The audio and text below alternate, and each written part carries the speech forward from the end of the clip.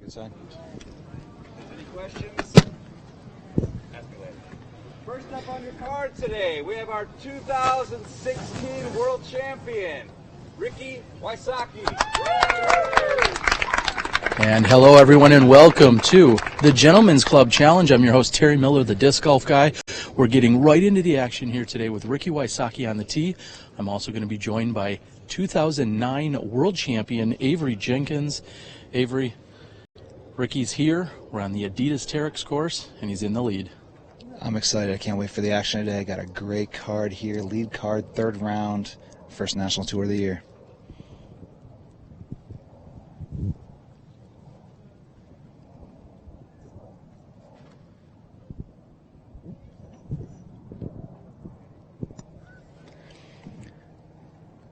Ricky off the tee with a fine shot. Down the middle. That should put him in play. Next up, we have our 2016 Pro Masters World Champion, JohnE McCray. JohnE McCray stepping back into the open division, proving he belongs here. He's on the tee.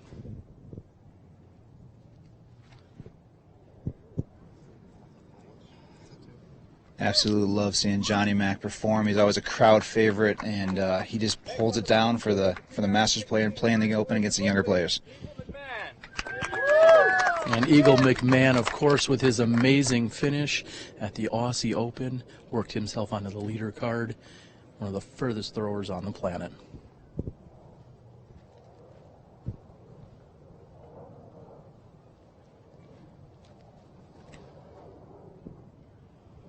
Avery, very different approach from the previous two throws we saw. Being a bigger thrower, he's able to take other routes that'll get him down to the pin and it'll keep him in bounds. 2016 Las Vegas Halloween Classic, Ulibarri. And the most local of all the players here on our lead card, Uli just from a few hours away, fourth on the tee.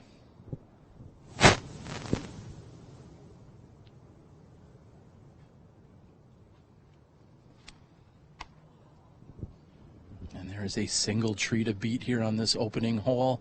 First drive, and Uli caught it. He got a good carry, but not what he was looking for. Yeah, not sure where that kicked to or if it's even in bounds. We're about to find out.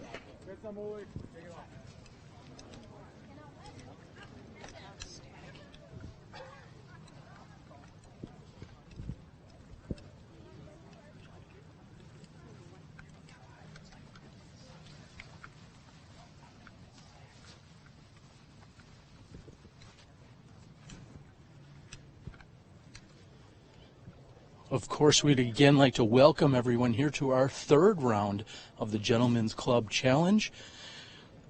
We're here on Spin TV's channel, collaboration with Smashbox TV, as well as hole-by-hole coverage brought to you guys by Central Coast Disc Golf. They've been putting out the previous two rounds, as well as rounds 3 and 4, along with various commentary. Got a media blitz going on here. And it looks like Uli's double-checking his caddy book. I think we're going to see a lot of that today. Players making sure they know when they're in bounds, when they're not, and then what the appropriate rule is when they're in a position.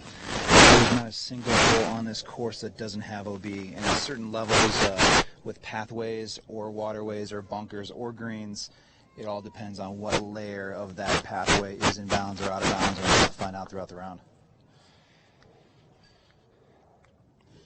As you guys take a look at Paul and Katrina, we're going to stand down for just a moment, adjust our microphone. We'll be back with you in just a few moments.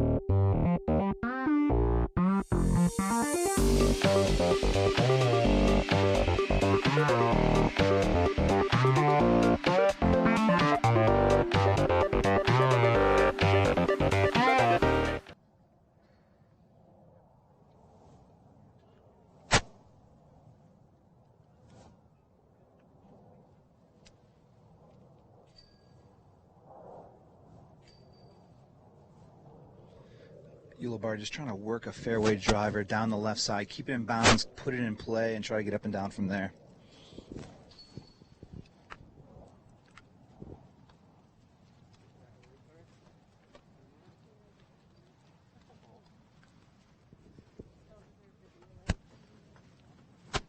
Avery, some of the excitement that's been going on in the disc golf community is in fact the new collaboration with Adidas Terex, along with Innova and the sport of disc golf in general.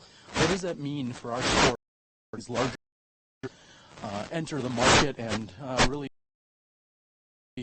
engage with us disc golfers? It's a beautiful thing to witness, to see so many different companies and corporations taking a hold of what the beautiful sport of disc is. There's a lot of various disc companies out there, but it's great to see a major world recognized brand such as Adidas to get on board and really check out what disc golf has to offer.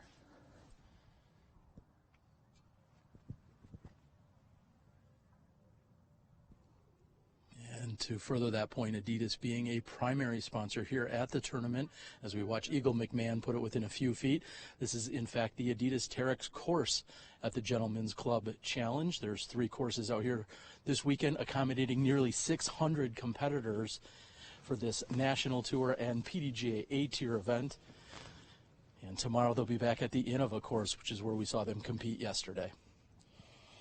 Yeah, we got a lot of sponsors out here. There is 3 courses on this golf complex, and it's great to see Innova, Disc Golf Values, and Adidas taking hold of it. And a solid run there by JohnE McCray, a little bit of a jump putt from close to 100 feet. Ricky Wysocki, no surprise, closest to the pin here.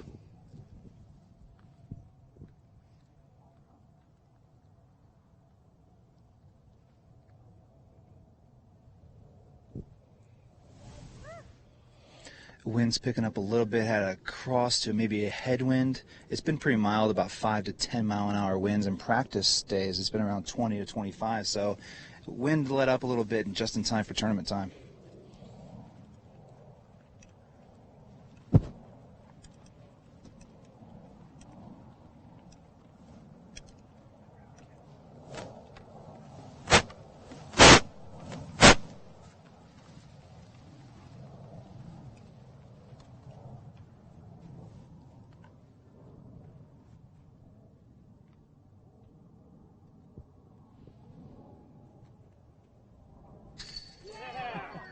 And a little bit of heroics here on hole 1 as Paul Ulibarri makes a long, lofty Anheuser putt.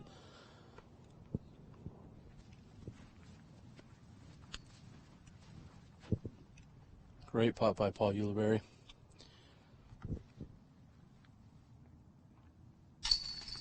Ricky with the easy tap in.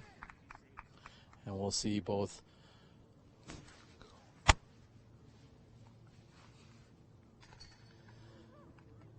Eagle and JohnE McCray.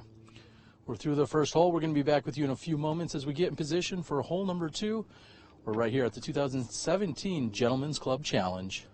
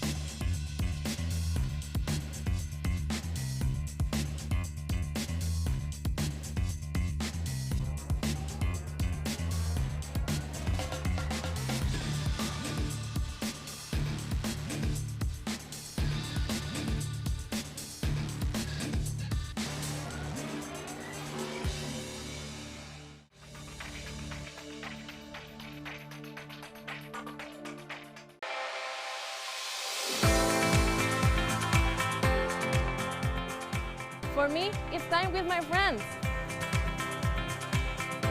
For me, it's a walk in the park. For me, it's my job. Go in. Oh. For me, it's all about...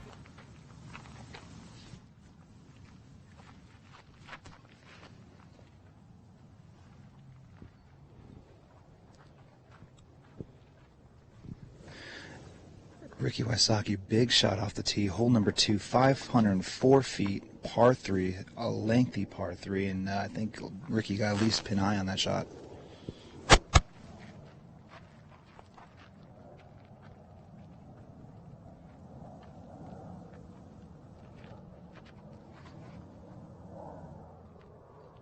We feel a little bit of a crosswind here as McCray throws his flex shot, similar to Wysocki, but without as much distance. Eagle McMahon may have a slightly different route here. Look forward to watching this.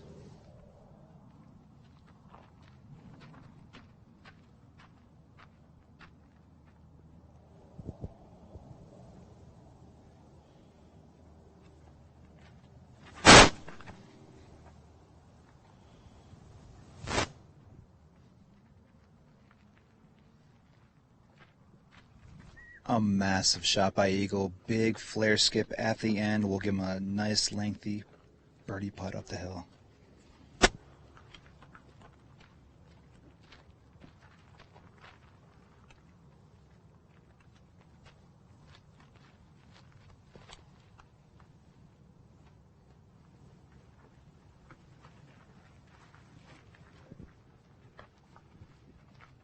And no shortage of effort by Paul Ulibarri coming off of hole 1. And Avery, we're going to move down the fairway. We're going to notice a number of times today that we'll be playing across fairways here found on the golf course, often seeing baskets perched precariously. It's one of my big words of the day, perched precariously up on top of some of these hillsides. And or are they going to play a little bit more conservative and possibly lay them up? Because if you miss, you go up over one of these hillsides, you may be looking at a 30 or 40 or even a longer comeback. Yeah, there's a longer course. Obviously, a golf course differentiating between a disc golf course, able to air it out a little more. And with this facility, they actually have a permanent 18-hole course where you're not going to put the basket in the middle of a golf fairway, you know, to coexist with golfers and disc golfers. And we do take some of the sides of the rough, some of the hills, and kind of make it interesting on the greens, using some of the bunkers as OB, and just try to make it, you know, a fun but challenging course. And this is everything and that. Par 59 on the Terex course. And anytime you see a sand trap, it'll be more than likely played as a hazard, meaning they'll play it from where it comes to rest. However, there will be assessed a one-stroke penalty. Most of the golf greens, however, are played as more of a traditional OB, meaning if you land in the center of a golf green, you would go back to where it entered into the area and play with a one-stroke. So they're going to have a few things to navigate, as well as using all of the trees found out here at the Wild Horse course.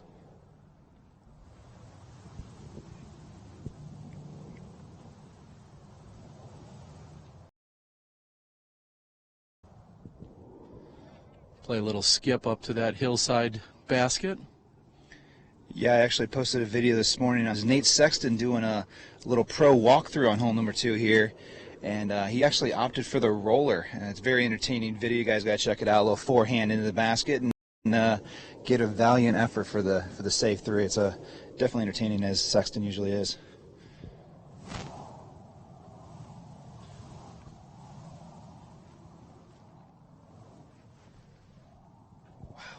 Solid run by Wysocki.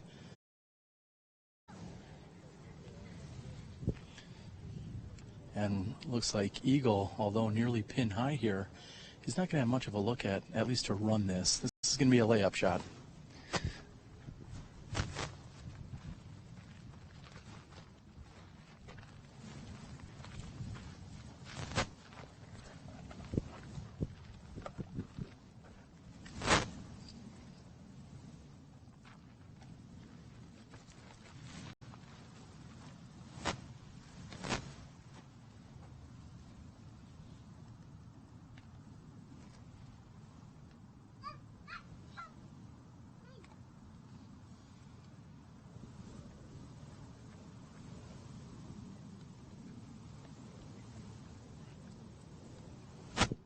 And with stretching out to the right, he was able to give it a little more of a run than I thought. He had a low ceiling, and then it's on the far right on that putt.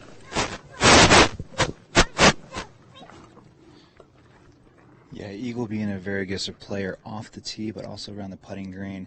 I saw that hole in the tree, kind of had a nice clearing for a good visual and maybe a good run, and definitely stretching out below the tree and trying to get a valiant effort for it too.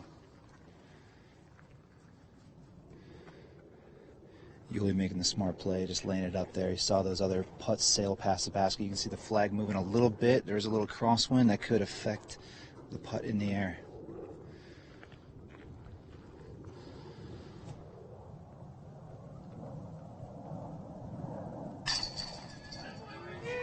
Solid putt by Wysocki. It sounds like his fan club is out here in full effect. Yeah, Ricky's got such good velocity on his putt. He puts it up on line with the right height, and it's always got the right power to get to the basket and drive the chains.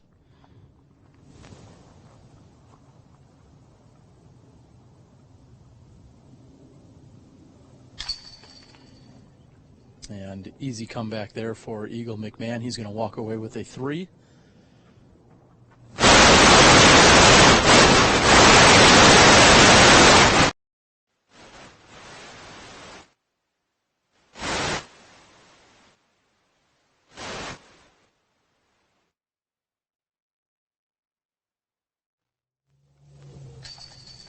And JohnE McCray maintaining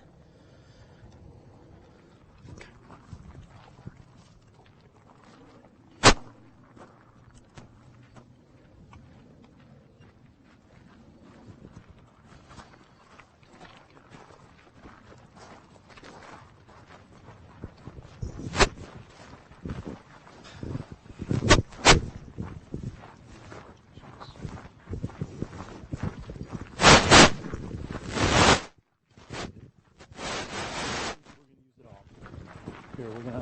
We're just gonna go straight wired. Gio, unplug that.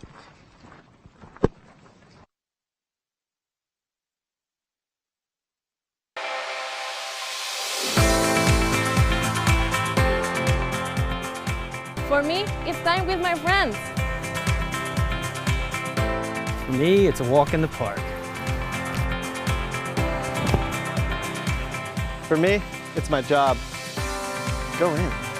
Oh. For me, it's all about the exercise. For me, it fits into my busy lifestyle. For me, it's my passion.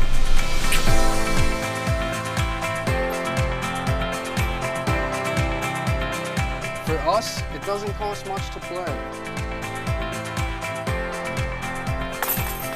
For me, it's fun.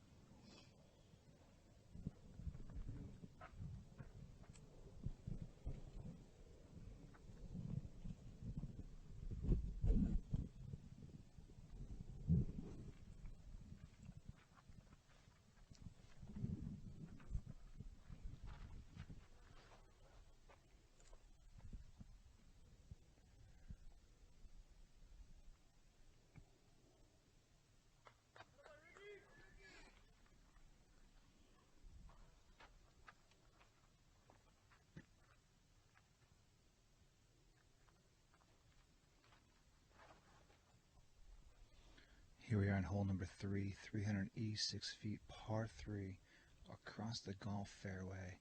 A very attackable hole, a very birdable hole.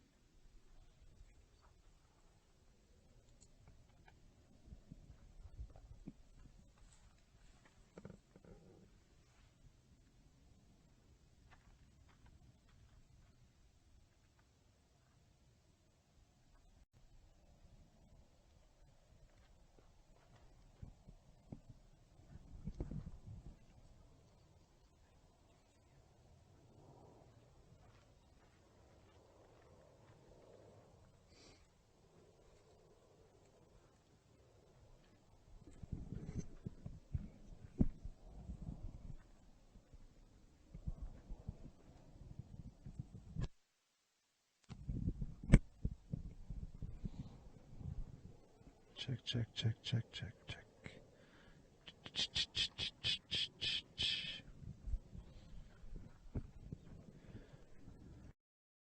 Check, check, check.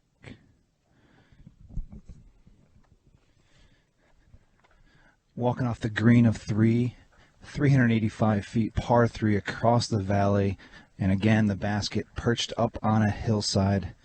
Very fast greens here. Got a couple players that do got some lengthy putts, looking at the danger of the uphill putting service. Got a good sized gallery out here today on an overcast Saturday.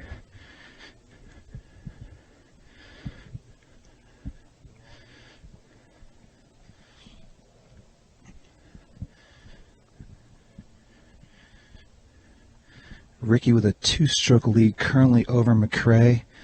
McMahon 4 back.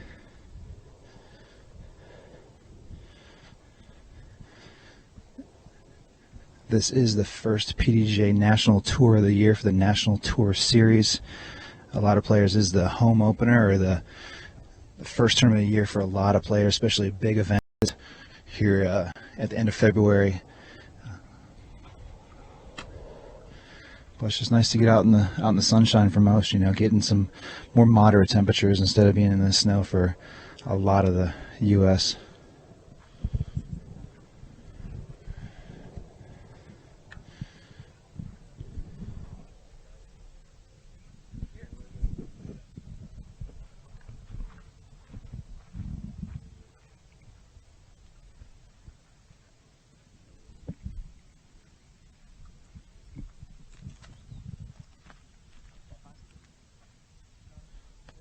Paul Ulibarri going to make sure he has his feet in place here.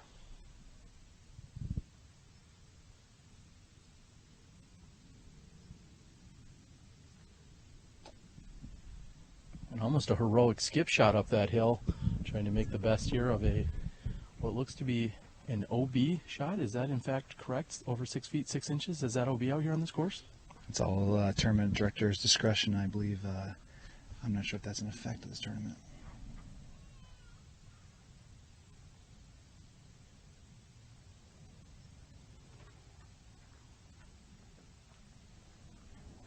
McCray also with a good run uphill. Eagle McMahon just a few feet closer than that. A little correction on that. A 2-meter rule is in effect for this event.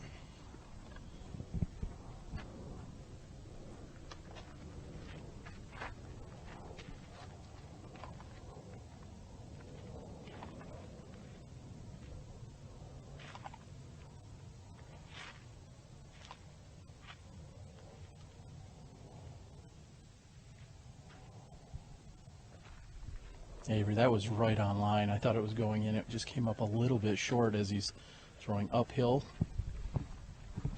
It's one of those tentative putts, really with so much danger and so much drop off behind the basket. Didn't want to put too much speed on it, but give it a good run.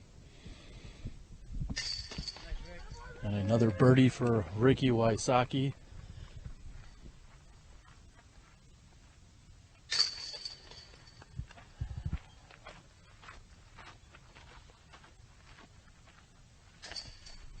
And the rest of the group will tap in. We're going to move over to the next hole. Stay tuned. You're watching live third round action right here at the 2017 Gentlemen's Club Challenge presented by Innovadis.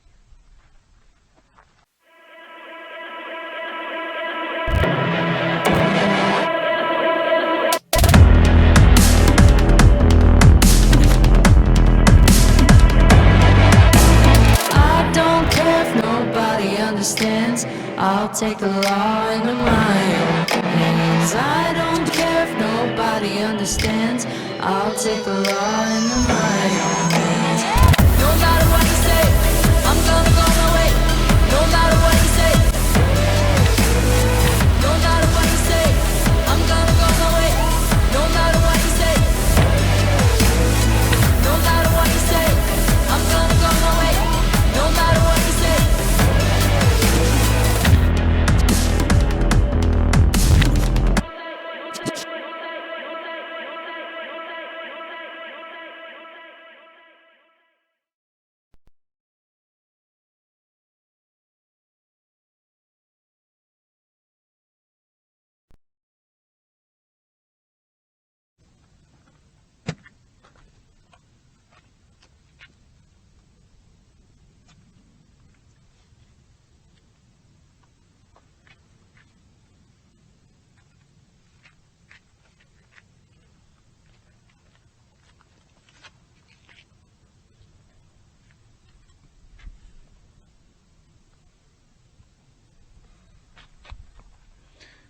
number 4, 273 feet, par 3, one of the shortest holes on this course. I expect a lot of birdies here.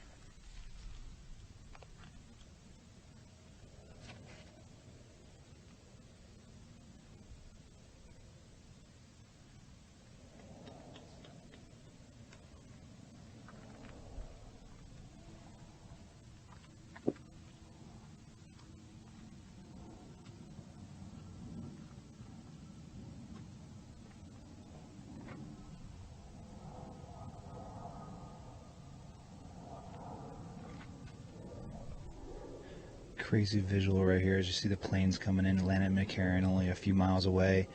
Professionals don't get shaken by that, and Eagle commences through with his routine and throws a slight left with a difficult putt uphill.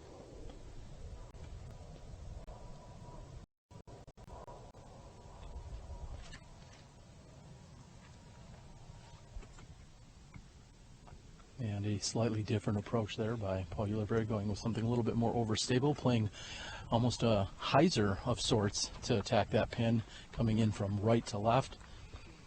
Avery, you mentioned a few days ago, or a few holes ago, that when they were out here practicing for the last few days, it was incredibly windy, and we saw a little bit of that during the opening round on Thursday. But since then, the wind has been pretty much in check. Yeah, it's been very mild winds, like I said, about 5 to 10. And this place is known for getting really windy. I've been to Vegas playing tournaments for over a decade, and I know on some days it's hit or miss, and see what the winds actually do pick up, and it drastically affects the scores out there. And today it's a slight overcast, barely any wind, and it's a scorer's paradise right now.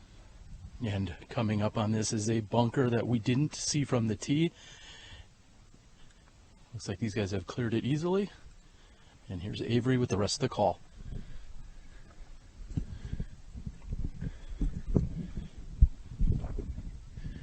As you see, the shots that barely got over the bunker, front side, Yuli with that hyzer, and Ricky with a straight shot.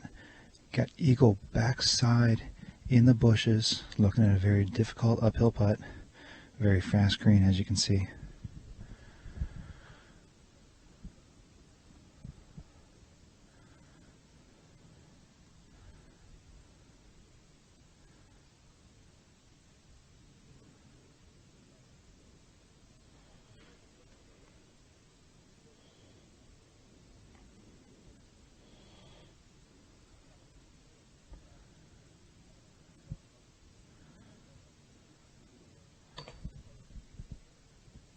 Unfortunately catches a branch of the pine about halfway through the putt, hits the cage and drops close.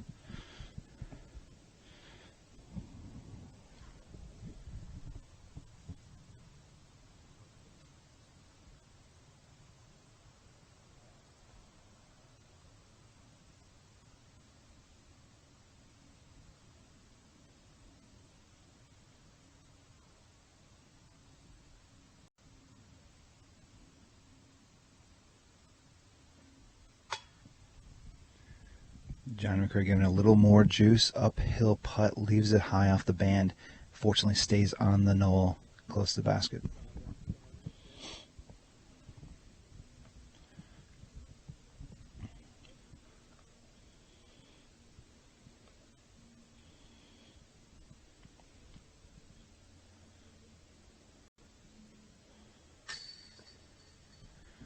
High left chain hyzer and out. As Terry mentioned before, these bunkers are OB, but they play as bunkers, so you actually have to play out of them and you don't get relief from them. So Ricky takes a royal eyes. Dead center and in as Ricky extends his lead to 4 with a back-to-back birdies on 3 and 4.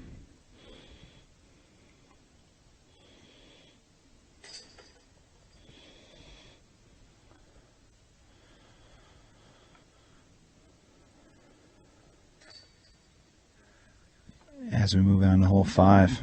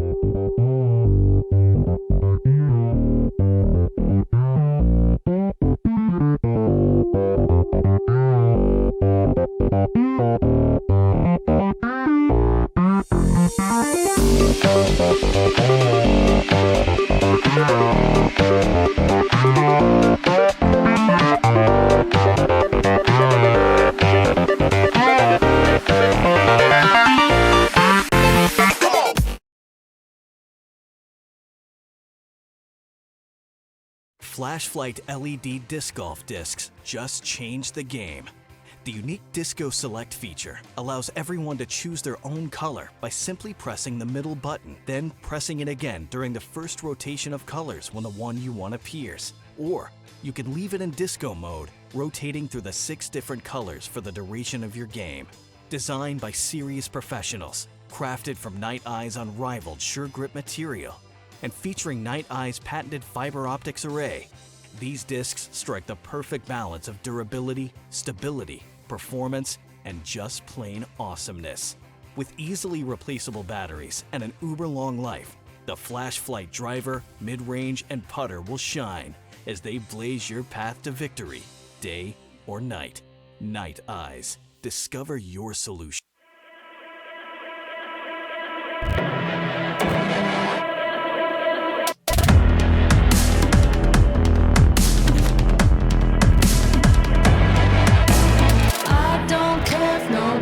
Understands, I'll take the law into my own hands. I don't care if nobody understands, I'll take the law into my own hands. No matter what you say, I'm gonna go my way.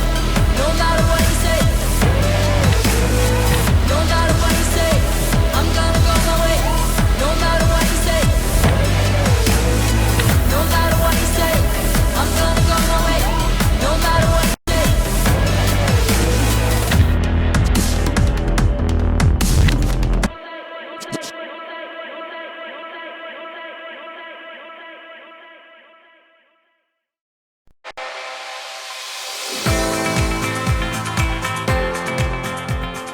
For me, it's time with my friends. For me, it's a walk in the park. For me, it's my job. For me, it's fun.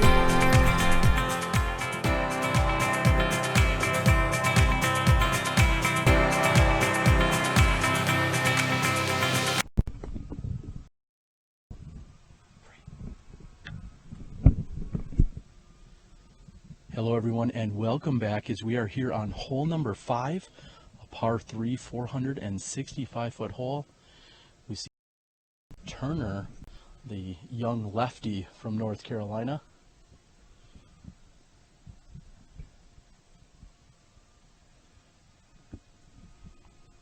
Who else do we have here on this chase card here, Avery? Well, we have Pasi Koivu from Finland. He was in a lead card yesterday. And we have big Jeremy Colling, Austin Turner, as you just mentioned. And I'm unsure of the fourth, actually. I didn't research the fourth. I was researching the lead card. Well, we'll see everyone putting out here in the next few moments. I believe Nate Paul Sexton. Macbeth is on the... Oh, Nate Sexton.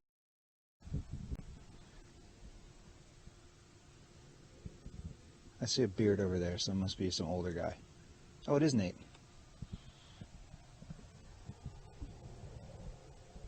In the off-season, we heard of Nate Sexton's new addition that's going to be joining the Sexton family here shortly. You yourself have become a father in the last few years. Changes up the game plan a little bit when you're out there on tour as much as you have been. Absolutely changes things, you know, as much as we love disc golf and the passion that drives us to play at every event and be out there on the road traveling as much as we do. It makes you come back a lot more often. And gone for a month at this point. I'm really missing my babies and you know, my wife, you know, at home taking care of my boy, and just I miss them dearly, and I know what Sexton's been going through in the coming years. All right, well, we're watching the second card clear off. We're going to see if we can catch back up with our leader card, who are going to be throwing directly at us. We've seen Ricky Wysocki with a few solid putts to get things going here today.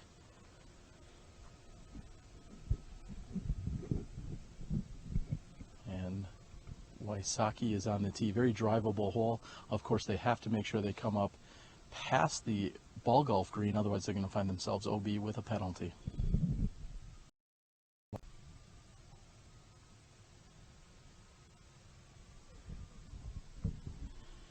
And Wysocki with a great drive, putting himself just left of the pin. Downhill. He'll have an uphill look at birdie from there.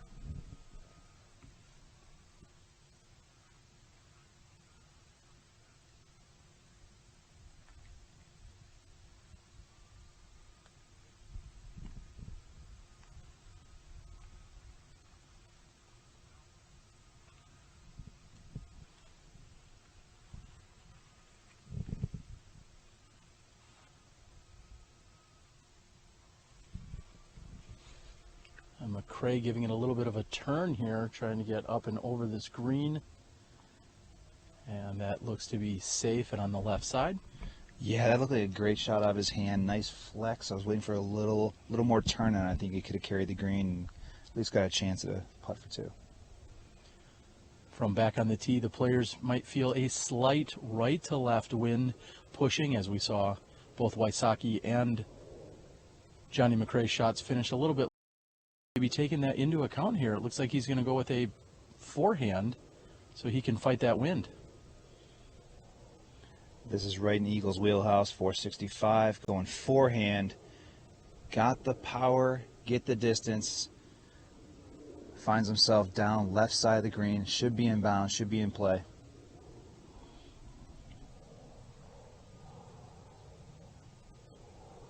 Ulibarri also with a great forehand. However, he's going to opt for the backhand. I'm not sure he's got enough power to get as far as he would like with that forehand, so he's going backhand shot here. He's going to put as much as he can on this.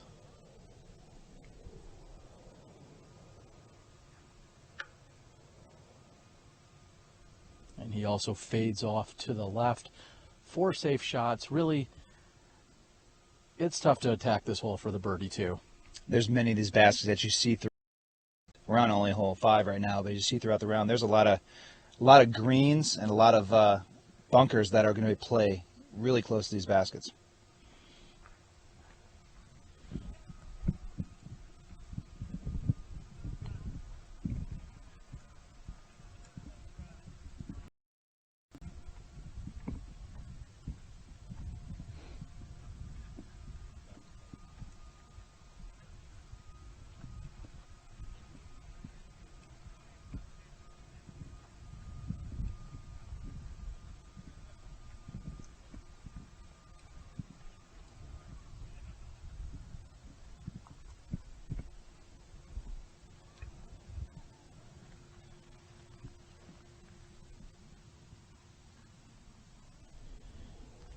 As we get closer to the green here on hole number 5, we're looking off in a distance, seeing that the players over on the second card on the next hole seem to be just stalling, so to speak, at the tee. Talk a little bit about backups and how they affect players out here, even though, of course, we have professionals. But by the time you're, the second card or the last card of the day, if there's been any holdups on the course, they kind of all bottleneck and ultimately affect come through. That's absolutely been the case the last 2 days playing the Disc Golf Values course and of course yesterday. There's been a lot of backups just because there's been different features in design where there's a shorter hole leading into a more difficult, more demanding, maybe more OB kind of hole, and it's definitely caused a few backups throughout the round. I can remember 2 of them yesterday that's really contributed to us finishing late and almost not finishing in the light. Well, Ulibarri is down below the basket. We're going to see a little forehand up and at it, and caught a little bit of that tree there, and I think that helped him out.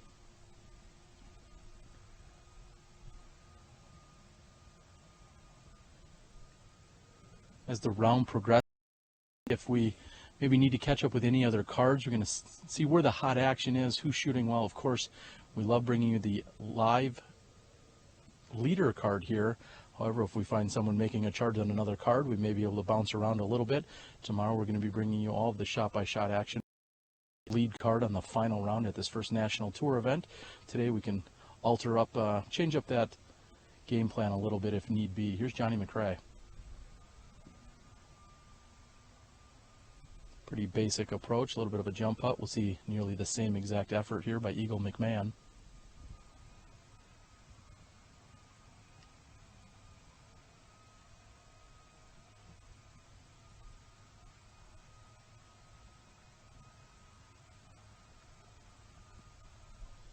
Ricky Wysocki, again, closest to the pin.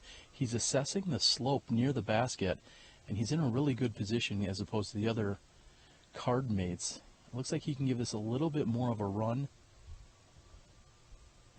You have somewhat of a landing zone directly behind the basket if he chooses to go for this and that.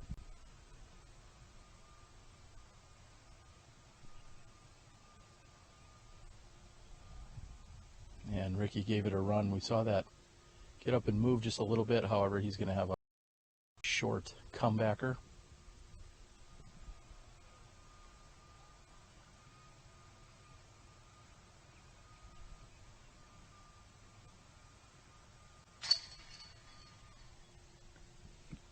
McCray is in.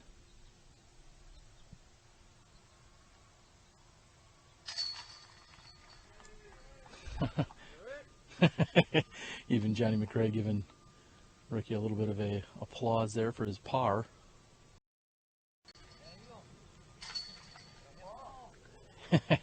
And Johnny McCray also making sure everyone else in the card is getting their due props. We're going to see if we can catch up with the second card in just a few moments. We're moving over to hole 6 right here at the 2017 Gentlemen's Club Challenge.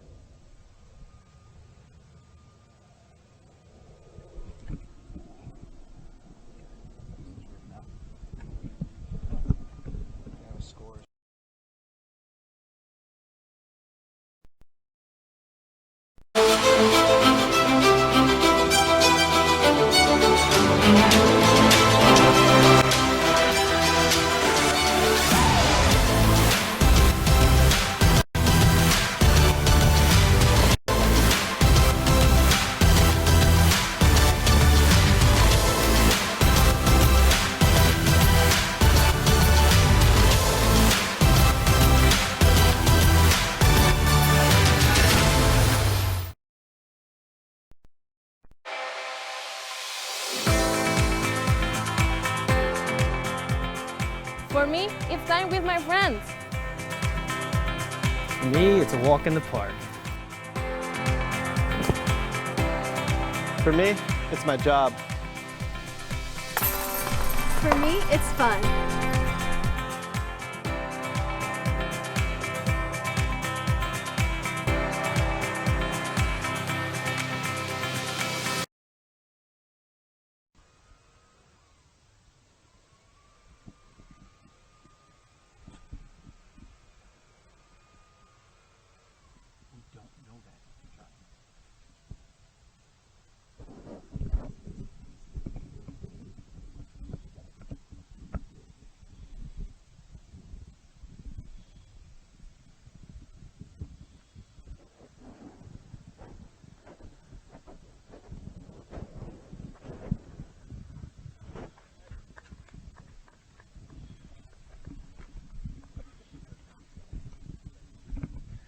As we're watching the second card move off the tee of 6, update. Paul McBeth making a pretty nice move right now. 3 down through 5, birdieing 3, 4, and 5. And we're going to watch throughout the round. Everything aside from first and second place, there's a pretty good bunch up on the scores, all within a stroke or two. And that's what we're looking for in the action, and that's spectator. Watching these close matches, these close rounds, and these players playing at the best abilities.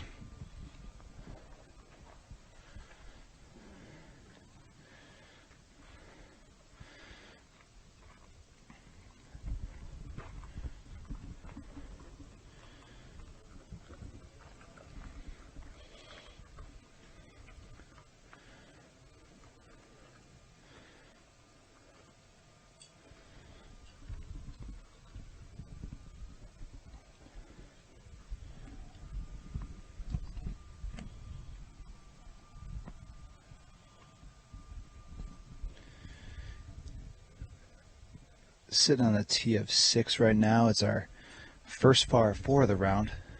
First 5 being par 3s, and now we're getting to the heart of the course. Some very difficult holes, long, a lot more challenge, a lot more difficult, a lot more OB.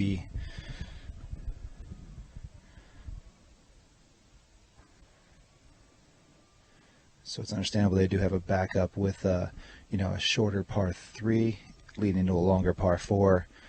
Causing slight backup just with the second card, throwing their tee shots and kind of gathering their positions and next shots into the green.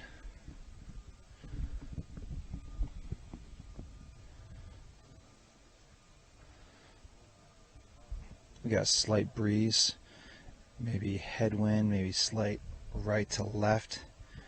Good for some of the big power throwers here, trying to get it way down the fairway.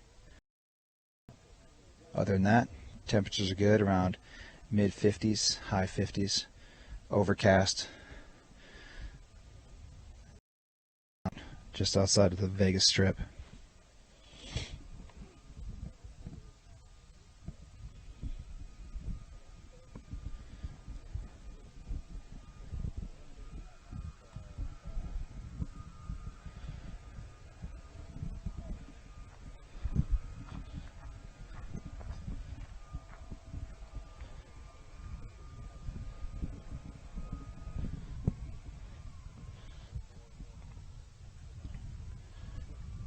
Terry had mentioned it's absolutely a media blitz this weekend. It's great to have Smashbox, Central Coast, and Spin TV working in collaboration, hosting and producing and bringing you all this coverage from the 2017 Gentlemen's Club Challenge presented by Innova Champion Discs. It's that kind of collaboration and cooperation with media groups that's going to make this sport the masses, and we thank everybody for joining us and checking us out today and witnessing some great disc golf. Got the lead card here as we move to the second card. Ricky currently with a 4-stroke lead over JohnE McCray through 5 holes in the third round.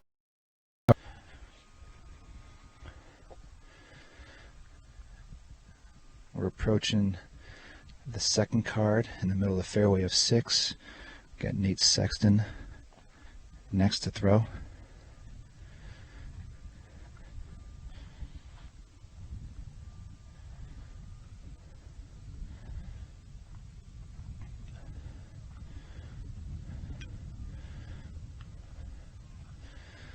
Leaving it low left, get me stuck on a very difficult third.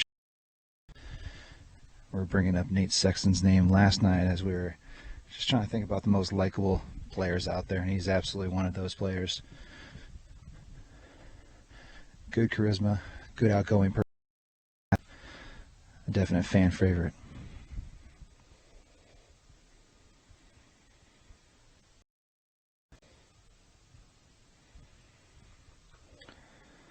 Posse Cuervo, the approach on 6, tailing off, right side pin high, maybe a little long.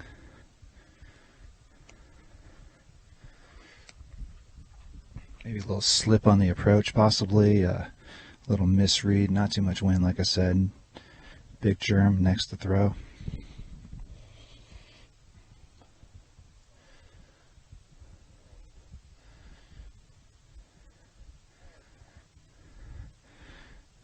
Germ early slip out of his hand, leaving it low right side. He knew it as he released it that it wasn't going to not go exactly where he wanted to. But he'd still have a putt for a birdie 3.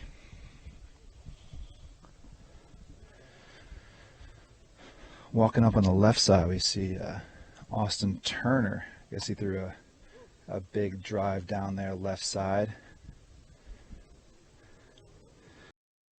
Than everybody else in the group. He's a very far thrower.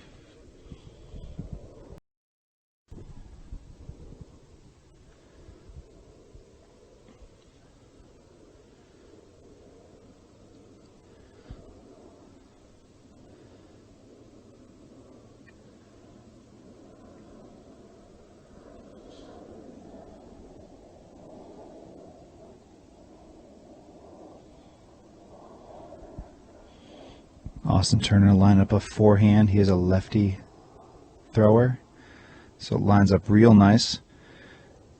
Got the distance, got the juice. Checks up on the hill. Good look from there. Great upshot from Austin.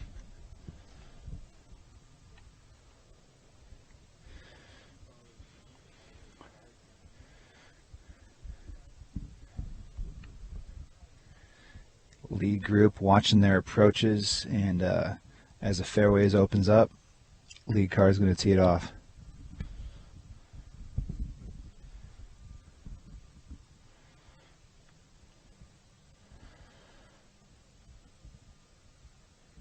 Ricky, big throw, getting the turn, getting the flex, and getting the skip, going center cut fairway.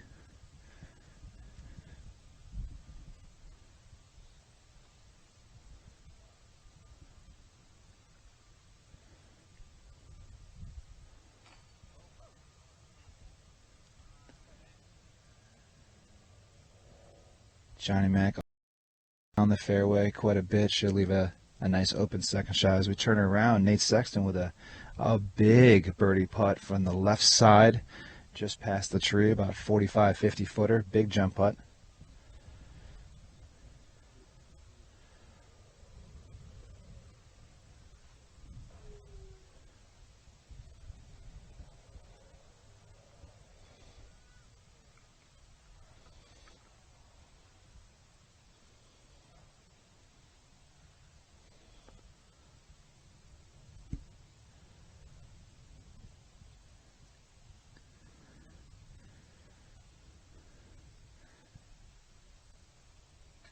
Got off the top of the belt and off.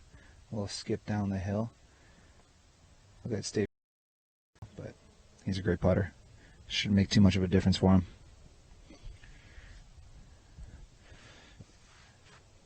After a big forehand shot, leaves him with a sizable 28-foot birdie putt.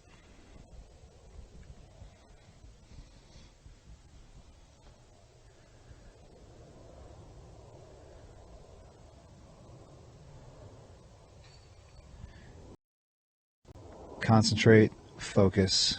Big Germ knocks it down for birdie on 6.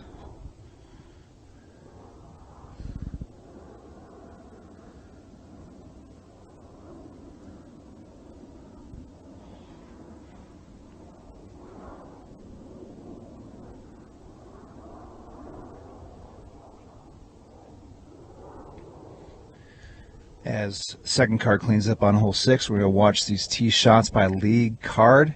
And until that, we're going to throw it back to the studio, and we'll be right back.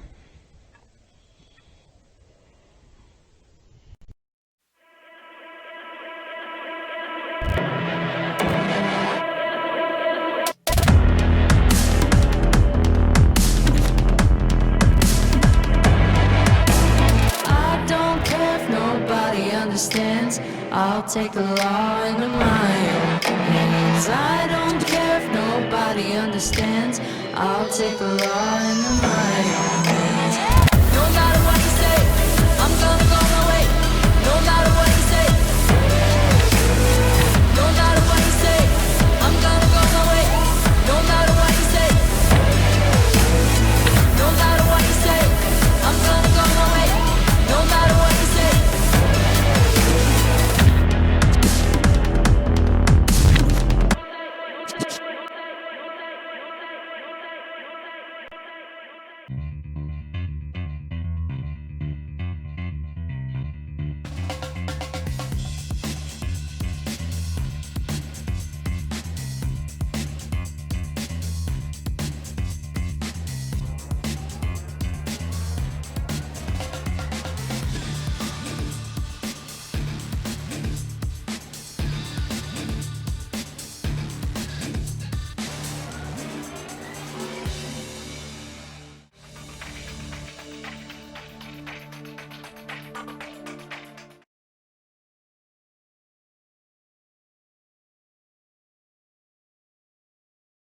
You deserve an elite golf experience. Take an epic journey through the best landscapes Las Vegas has to offer. Experience 144 holes of spectacular golf at our 6 professionally designed championship courses, featuring Spanish Trail Country Club, Mountain Falls Golf Club, and Wild Horse Golf Club. Call about elite golf packages for locals and tourists. Elite Golf, the new face of golf management. Book your tee time today. Flashlight LED disc golf discs just changed the game.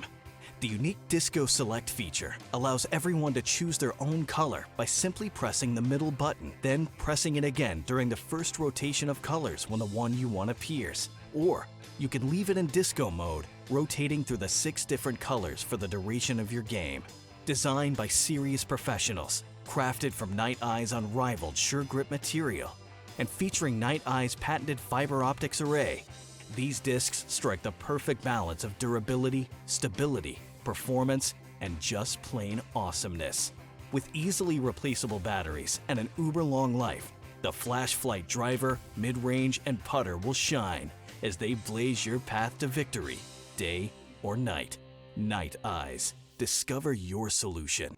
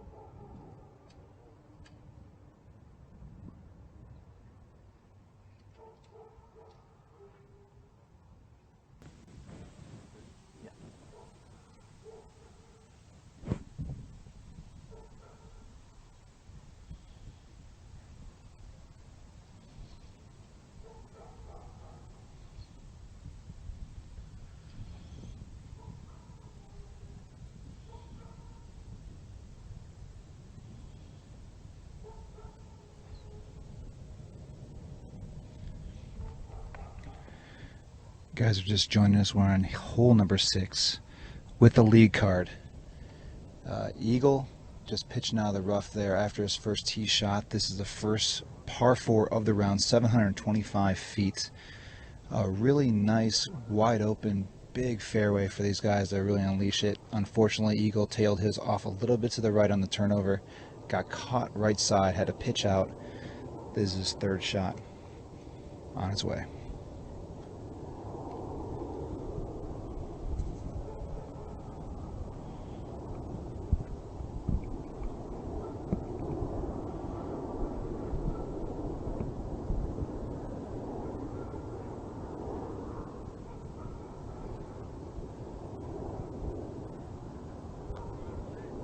Forehand shot out wide left, catches that lone tree left side of the basket. We had our other players throw their approaches already. Ricky got a really nice tee shot, center cut. Johnny's a little farther back, and Yuli should be up near where Eagle is right now. So both these guys walking up, they all have a chance at a birdie. Eagle had a chance for a par.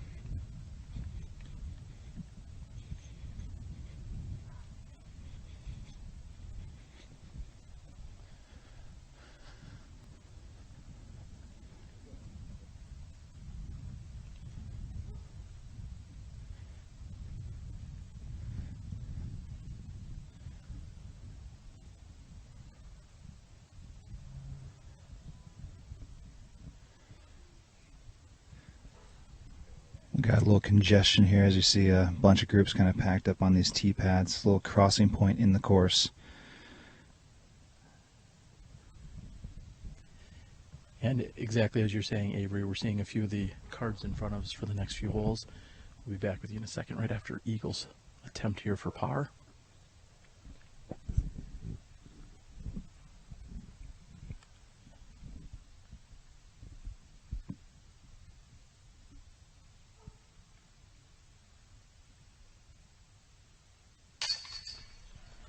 No problem for Eagle McMahon. A little bit of movement behind him, behind the basket. As you said, so much congestion. We just hope the gallery remains still.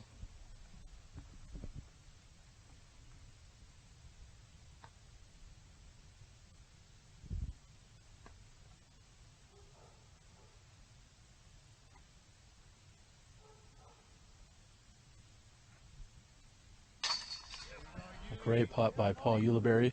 Also, thanks to PDGALive.com, we're checking the scores, seeing that Paul McBeth has birdied 4 in a row.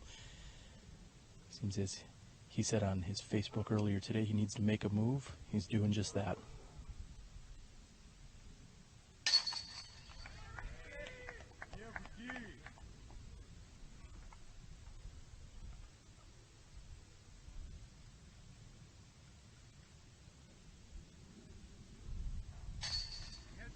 And Johnny McCray is in. Avery, we're going to move down the fairway. We're going to catch up with a few of the second and third cards, simply so we can bring you guys more action. We're going to be back with you in just a few moments after a word from our sponsors. We'll see what's going on the chase and third card right here at the 2017 Gentlemen's Club Challenge.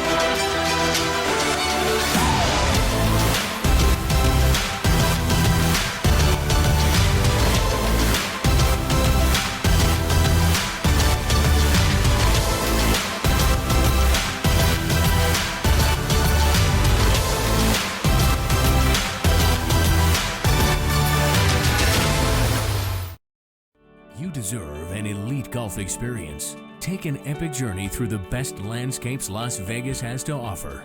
Experience 144 holes of spectacular golf at our 6 professionally designed championship courses, featuring Spanish Trail Country Club, Mountain Falls Golf Club, and Wild Horse Golf Club. Call about elite golf packages for locals and tourists. Elite Golf, the new face of golf management. Book your tee time today.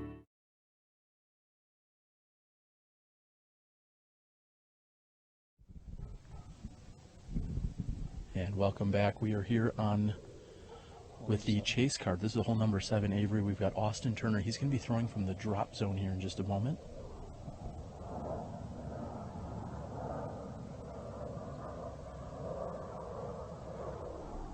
Austin asking his caddy if there's a distance on the drop zone, and there is not one indicated. It looks to be about 150, maybe 165 feet, so not a very far shot, a little chip shot up there. As he leaves it short left side, should be a very makeable putt for him to say 4. And Avery, we must let all the viewers know there was a little congestion and also a little bit of traffic control that was taking place up here. Hole 7 actually is just past hole 8's teeing area, so we were trying to get figured out. We see Paul McBeth and the third card, in fact, on hole number 8. They'll be teeing in a few moments when they're clear, but you essentially have to walk over 8 to get to 7 first. And so that's why we're seeing the second card here on hole 7.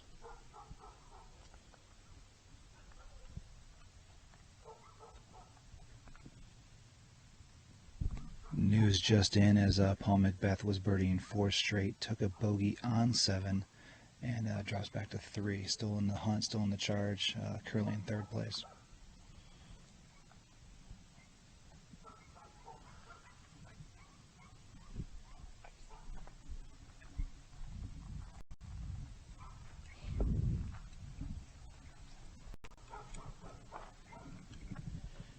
And it looks as if Pasi Koivu has found himself OB. He's also moving to the drop zone. He's going to be throwing his 3rd shot.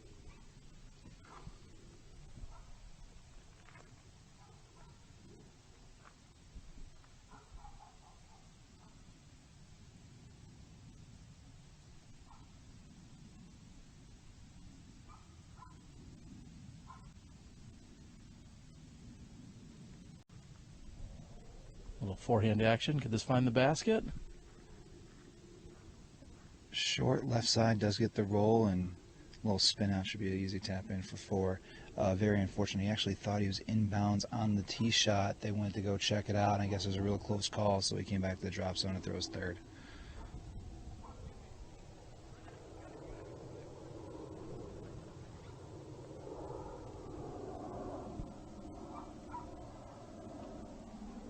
Nate Sexton with a birdie opportunity here on hole 7.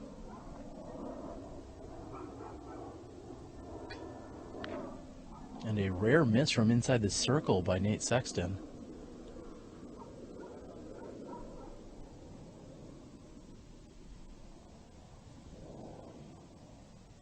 Big Jeremy Cohen also lining up a birdie putt here. Looking to be about 18, maybe 20 feet. A good stroke, solid center chains, and in for the birdie.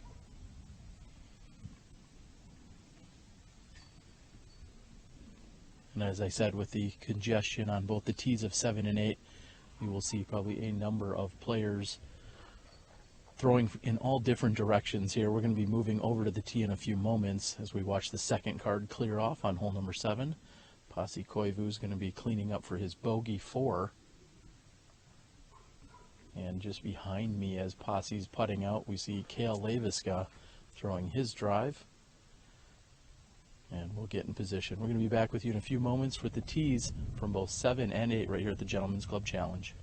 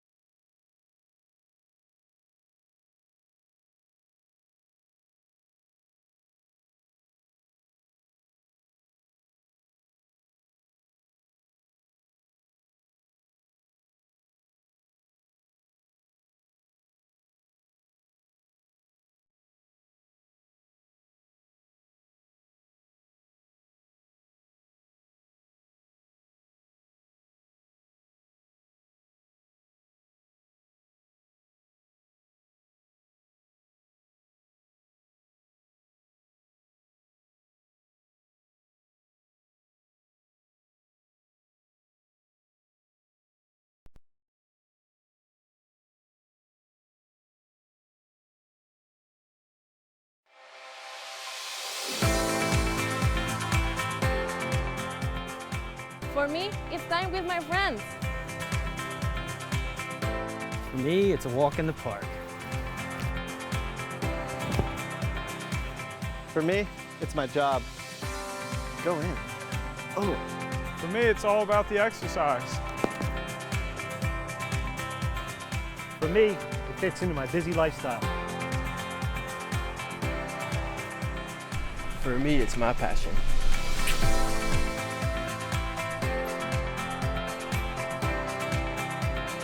For us, it doesn't cost much to play.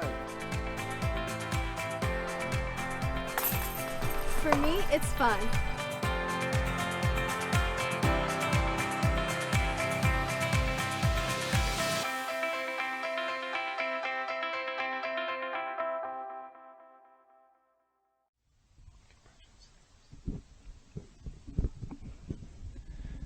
Here we are on hole number 7, 310 feet, an island green.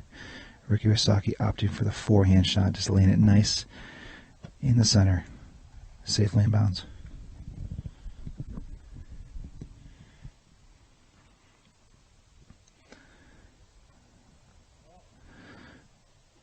JohnE McCray hanging it out there, but hanging it left side. Should be safe. No indication just yet, but should be safe. A lot farther left than he expected.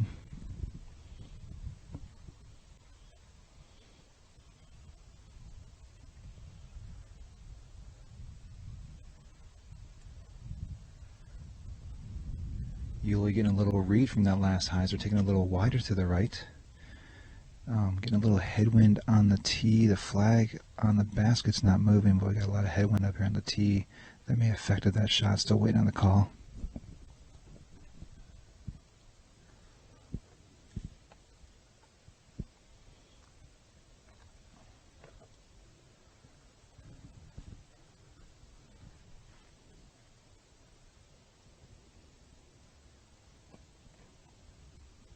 Eagle McMahon, big forehand shot, hanging it out left, bringing it back to the basket and sticking it within 5 feet. 2 forehands, 2 backhands, trying to read this wind and trying to put it on the island green.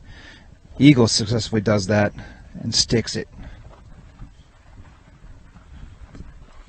Now we got a questionable call on Ulibarri. He did hang it out wide right side, and I'm not sure if that came back into the island. Going right to the drop zone with this one.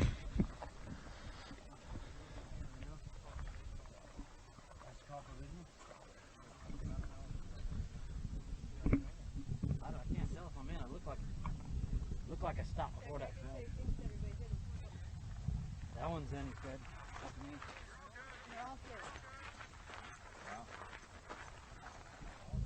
And Johnny McCray relying a little bit here on some volunteer, or should I say some of the crowd that's out there taking in the action. We're trying to clarify. Looks like we hear that Johnny McCray may even be on the OB line itself. And Ricky Wysocki is going to be first to putt.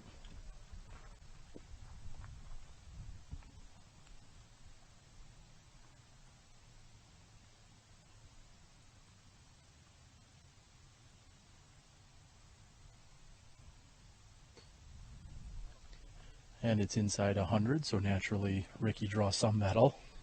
Yeah, I was kind of uncertain there why Ulibarri was just, almost thinking his was OB right off the bat. Not very optimistic on his shot, definitely leaving it wide right, but he just automatically thought it was OB, went to the drop zone, and fortunately for him, it is inbounds.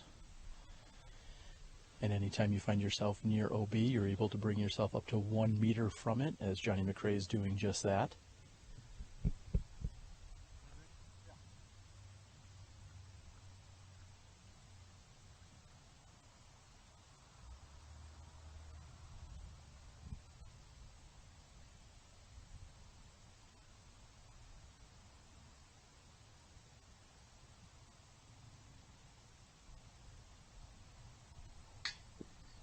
And this step putt attempt is just a bit high. He was throwing a little bit of a downhill. I mean, only just by a matter of inches there. Maybe a little too much adjustment for that.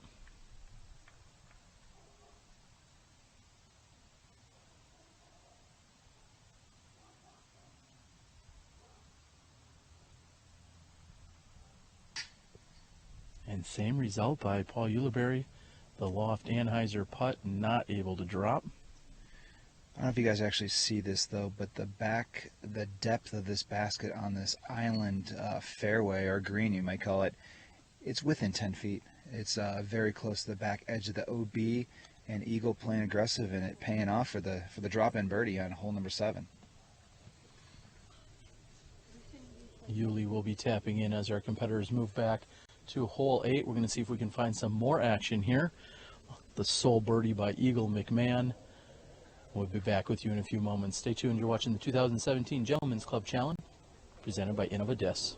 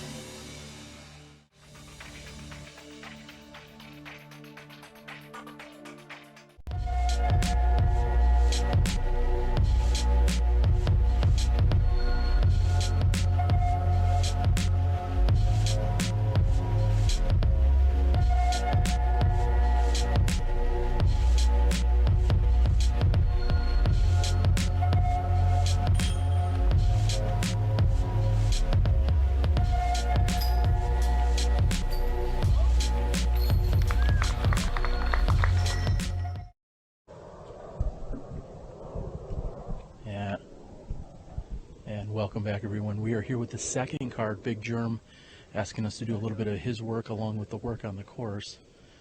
He's on the tee here on hole number 8.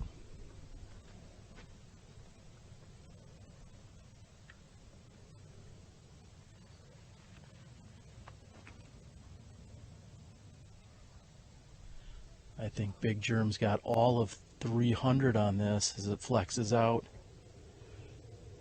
And that's finishing left. He's waiting for an applause. Is he going to get it? With that shot, it's worthy of applause. There's a green halfway down the fairway here, and he's really trying to get over the top of that, and I believe he did with that more than 300-plus attempt. Next to tee is the bearded Nate Sexton.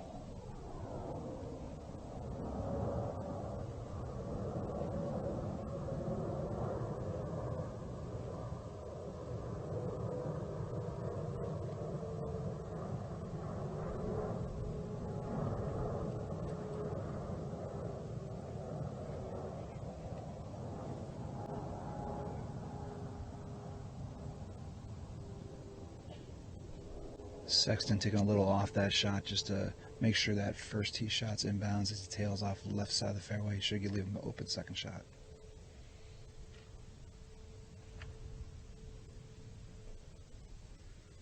And Big Germ's touring partner, Austin Turner here, the lefty, bailing out to the right-hand side of the fairway.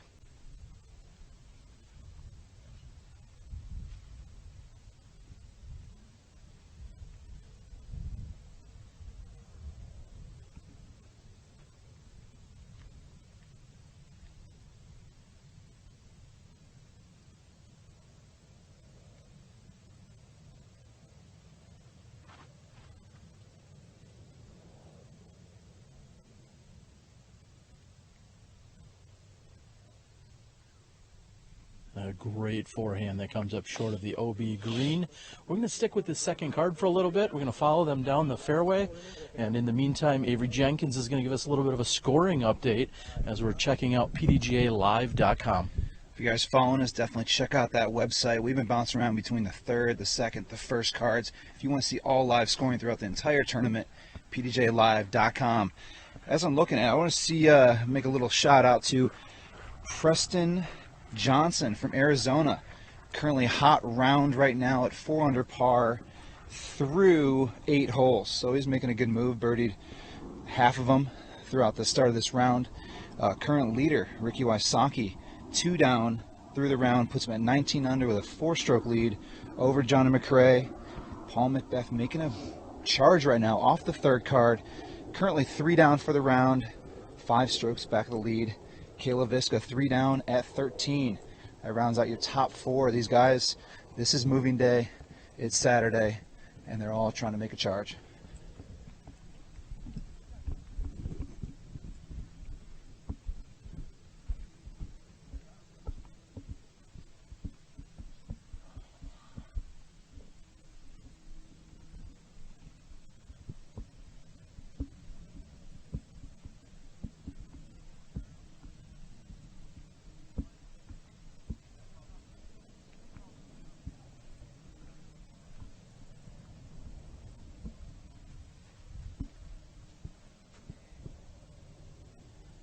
And Avery, we're seeing all the players assess where they landed and what their approach shots are going to be.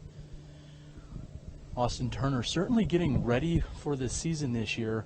I think since I saw him at one point last year, he's put on about 30 pounds of raw muscle. Was that your game plan all those years ago? Yeah, you try to beef up, you try to put on a little poundage, especially trying to get a little more strength. Strength adds a distance and power. And if you get that down, everything else is pretty easy, approaching and putting. So once you get the distance down, you can work on everything else later. And Nate Sexton is taking a look at his live, but maybe Austin's going to be out first. We're going to see if he will be throwing his approach first here in the group. It looks like he will be. Austin Turner being the tour rookie this year, traveling with Big Germ. It's going to be quite an experience and adventure throughout the season.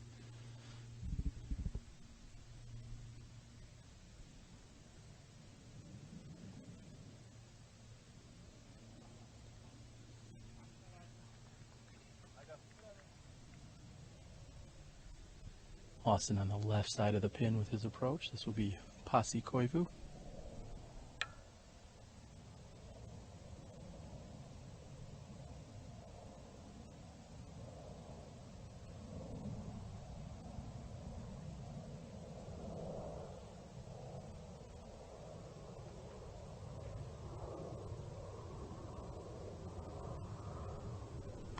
Good looking approach there. Nate Sexton will be throwing third.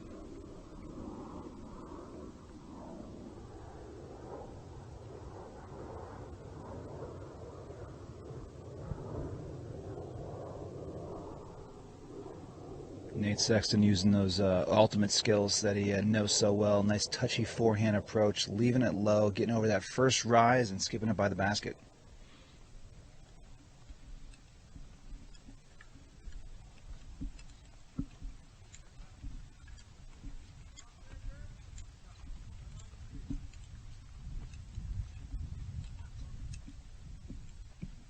And with Big Germ still walking and yet to get to his disc here, you can tell that he's put more than enough power on this drive to be able to drive it. The question is, did he go too far?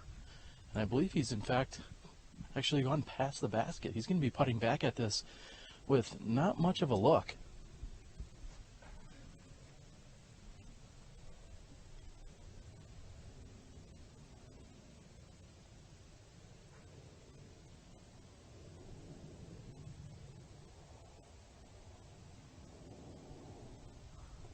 And he was able to split the low-hanging branches here. There's actually a branch that's in front of the basket. It shouldn't affect any of the putts with this group, but it certainly could if you're wide right of this pin.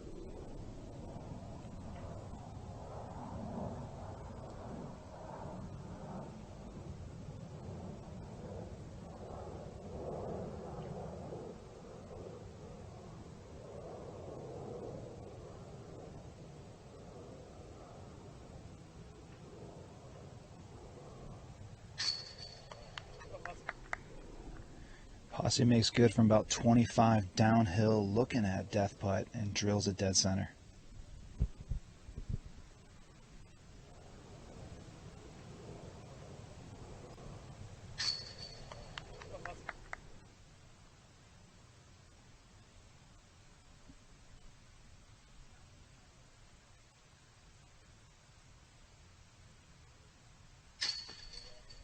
All these players making easy work of this relatively short par 4, just under 600 feet, dropping in their threes.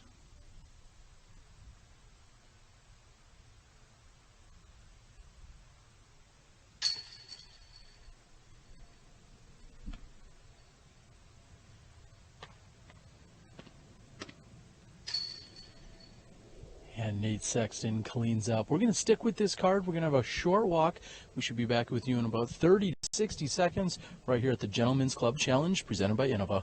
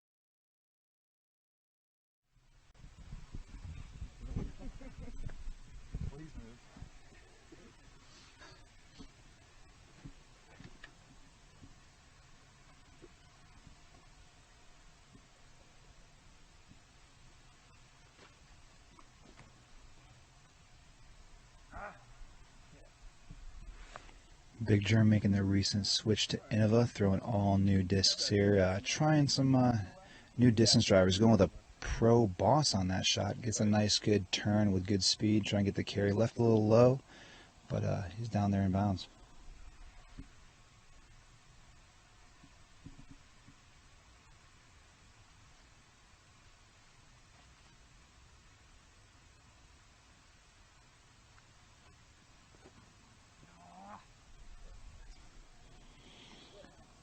Nate Sexton letting that one get away from him. May have caught a late tree and does kick him back into the center cut of the fairway. Wow. I've seen Nate throw some trick rollers before, but that was a really special one.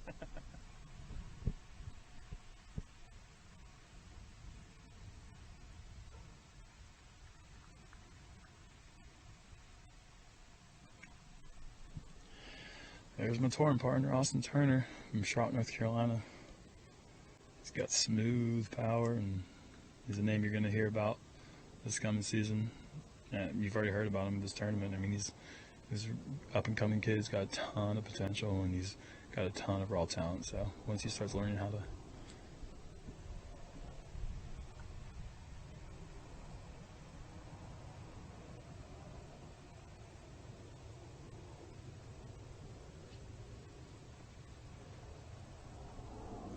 as I was saying, once he learns how to finish an event, I mean, he's going to be...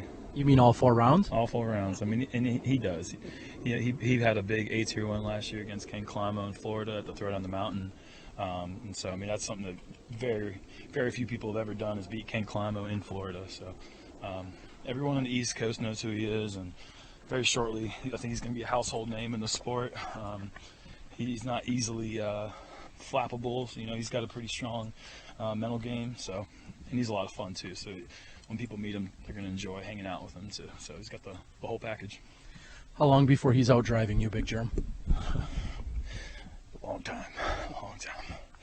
No, he actually he hangs it there with me, and he doesn't look like he's throwing it as hard as I do too. So he's got that smooth power that really helps him out. So he'll be out driving me when I'm like 35 and he's 23. Gonna happen so soon, huh? Not too far off, they say. Well, some insights here from Big Germ on this chase card as we move down the fairway. I believe we're on hole 9, about halfway through the round. In a few moments, we'll bring you a little bit more on these scoring updates, thanks to PDGALive.com.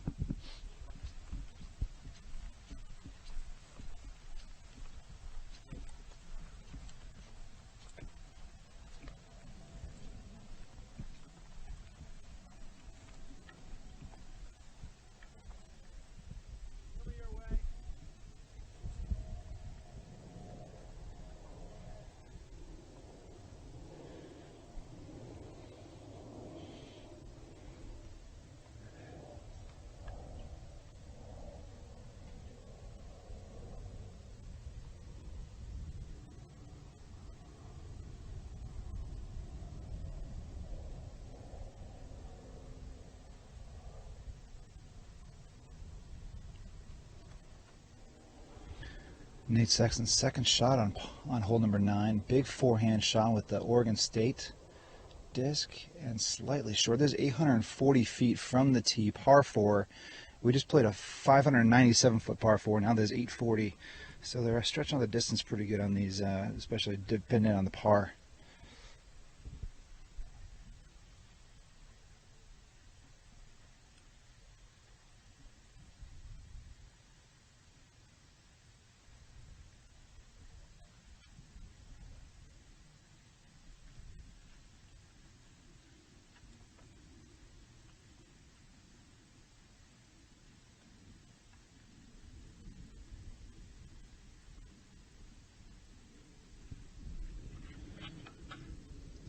Tough pin location here with the pin tucked tight to the right side. Players, depends how risky they want to get. You see Nate Sexton going forehand, possibly going backhand just to bring it back inside and keep it in bounds, but really depends on how aggressive you want to play and how bad you want to get that birdie 3. And I think we're going to see a couple clean shots right here. We got Austin and Big Germ in attack mode.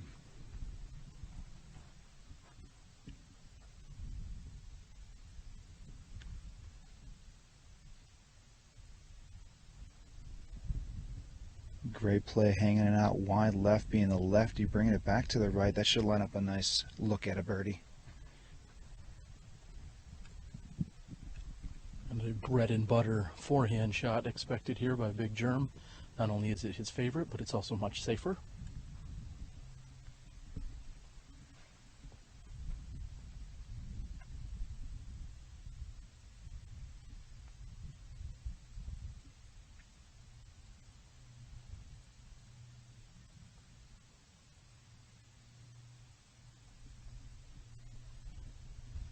You're exactly right on that call.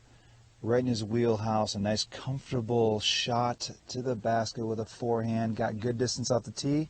Should be a tap in for a 3. And also thanks to PDGALive.com, we're seeing Cale Leviska and Jeremy Colling are also now tied with Paul McBeth at 14 under par.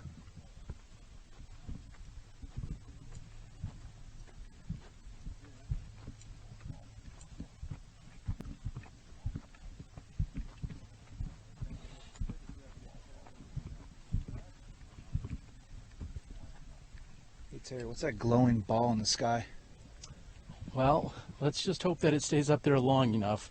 As yesterday we saw as the round completed at the Innova course, they got in, well, we almost had to change the cameras over to night vision just for that final hole or two. Seems like everything's flowing along quite nicely for us here today. Let's hope we have good weather and good sunlight for the next day and a half.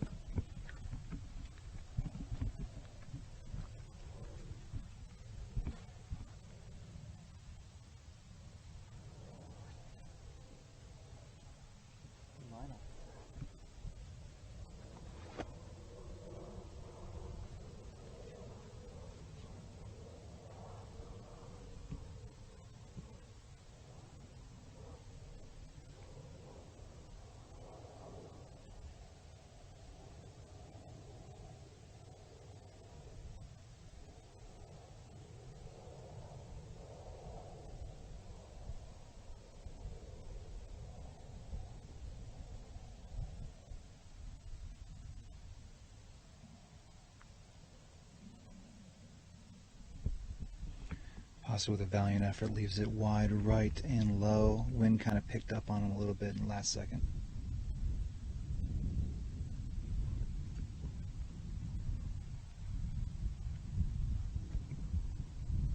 Austin assessing just what kind of landing zone he has if he were to not make it into the basket here.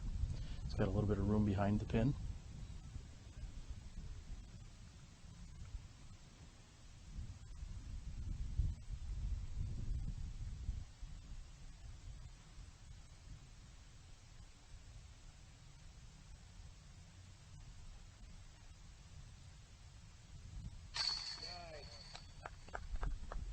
Rookie makes good from about 25, 28 feet into the headwind.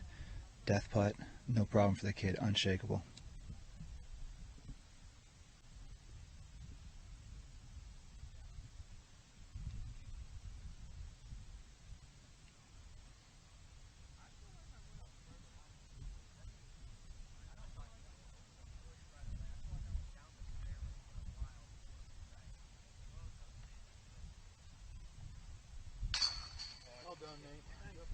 And Nate Sexton off in a distance can hear Nico LaCastro and the rest of his group discussing where Nico may or may not have went out of bounds on his fairway.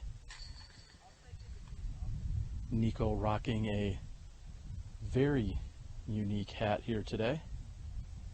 Posse will be tapping in for his par.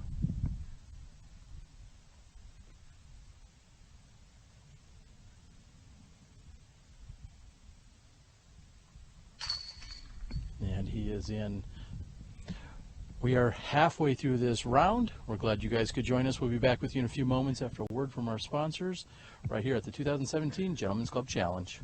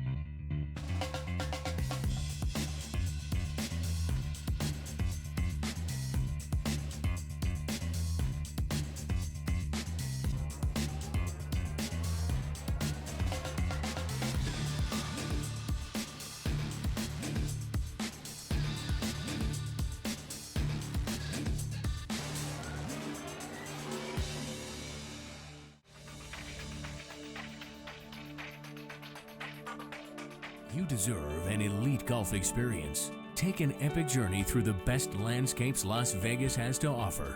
Experience 144 holes of spectacular golf at our 6 professionally designed championship courses, featuring Spanish Trail Country Club, Mountain Falls Golf Club, and Wild Horse Golf Club. Call about elite golf packages for locals and tourists. Elite Golf, the new face of golf management. Book your tee time today.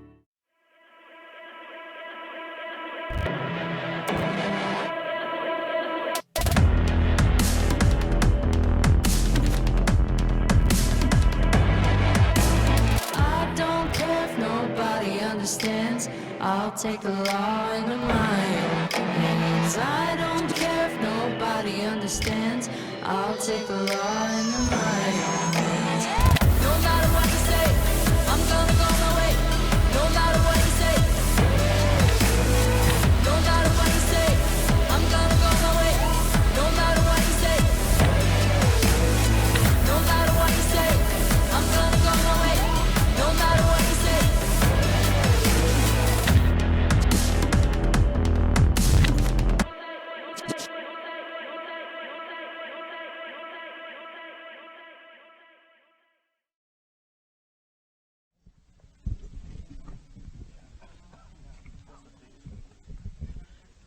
And welcome back, everyone, to hole number 10. We have caught up with what seems to be the third and fourth card. The third card is on the tee waiting to throw.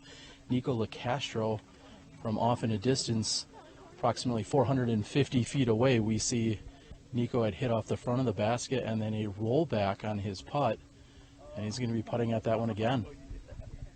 Yeah, pretty difficult hole, 450, par 3, water down the entire right side, and of course the basket is on top of a little grassy knoll, so it always adds difficulty to the putt and really trying to attack it with a drive that's really blocked off on the hyzer line with a right-handed backhand with a lot of trees near the basket. Again, you're seeing some action from the fourth card. We also see in purple AJ Risley.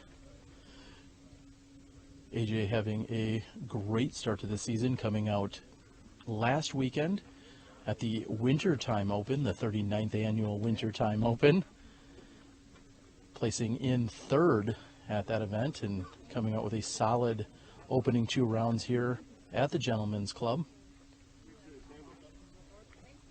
A moment ago, we saw Cale Leviska walk by here on the tee as our group will be getting ready once the fourth card clears out.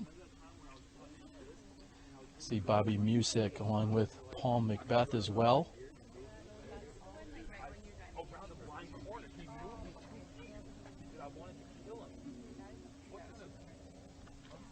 And we'll be ready here in a few moments. 453 feet. I hope you guys are enjoying all the action. Of course, we'll be here tomorrow as well for the conclusion here of the Gentlemen's Club.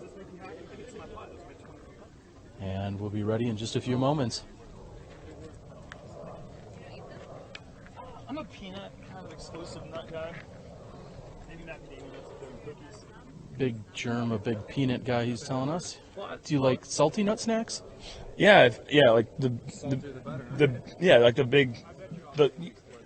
good cut. You know, the big salty nut snacks. Keep me hungry. I figured they would. Yep. All right. So they have that up there? Can you try it on, please, right now? You have too much deer in here. We are live. Ready to go with Cale Leviska on the tee.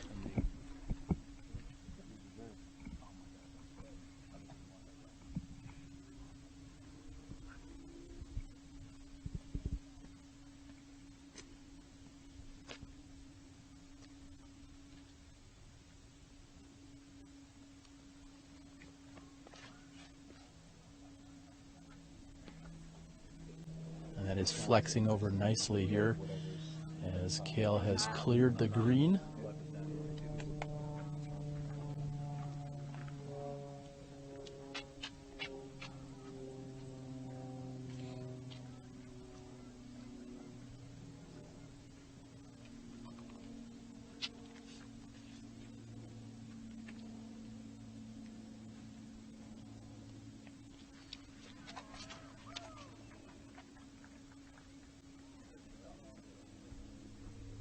And easily driving the green here is Bobby Music up and over. Paul Macbeth, third to tee.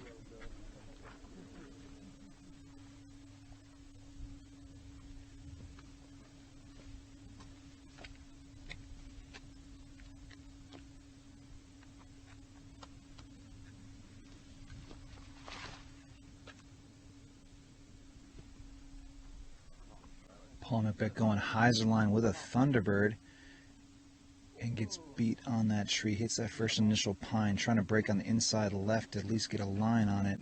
Unfortunately, catches the tree coming in on the hyzer line.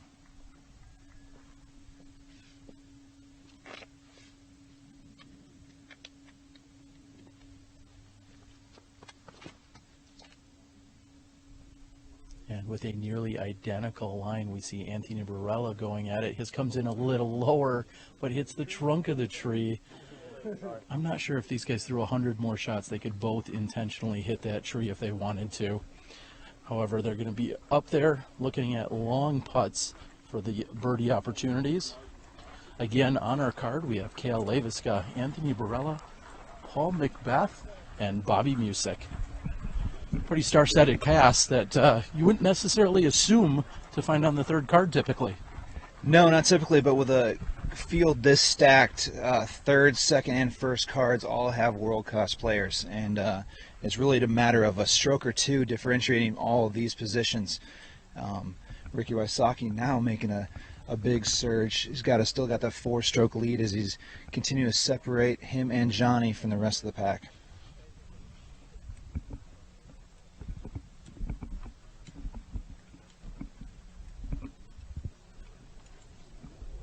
If you guys are following the live scoring, pdjlive.com for all live scores throughout the entire top half of the field.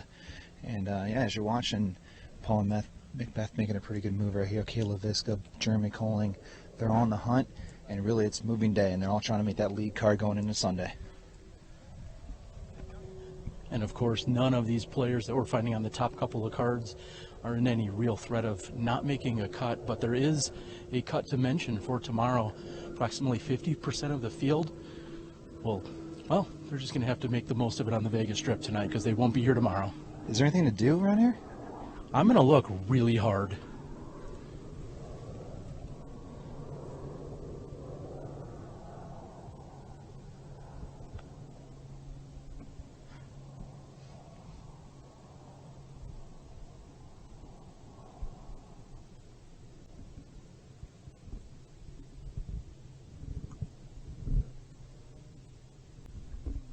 A great line there by Cale Leviska. Sits down. He just about able to run that one down, a little bit short.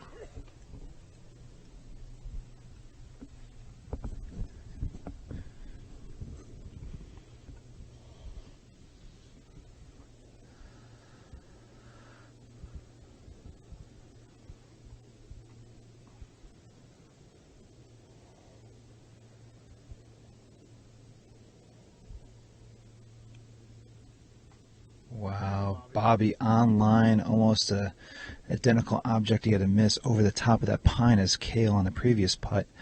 A little more juice, a little more height, he might have had a chance to knock that one down.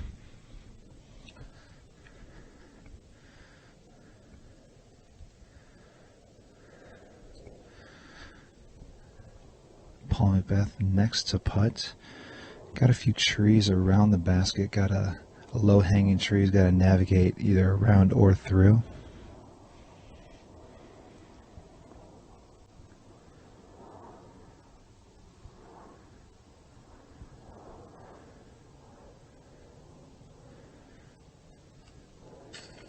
A trick putting in. I'm not sure if he called that or not, but definitely in the chains in the basket for 2 on hole number 10.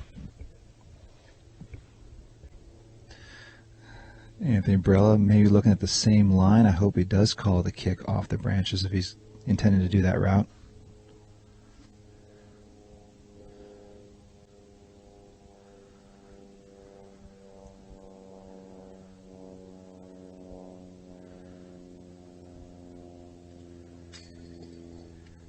Through the leaves, through the branches, chained off the left side with good velocity.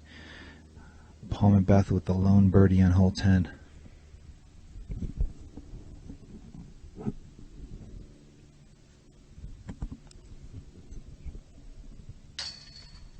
Macbeth has indicated he wants everyone else to come look at his lie. It was that magical of a shot. Unfortunately, we don't have the same perspective as danced around on Kale a little bit, but I think he's even impressed with the shot. He's going to mark it so he can tell others exactly where that was and how amazing of a putt that was. Maybe we'll get him to tell us about it. He's grinning from ear to ear. Was that wide open? Yeah, tell us about it, Paul. What's going on over there? We see you grinning from ear to ear. You gotta go look at that one. We got to go look at it, he says. Well, we're going to see that on a replay a little bit later, but nice putt by Paul Macbeth for the 2. And we're going to be back with this card in just a few moments.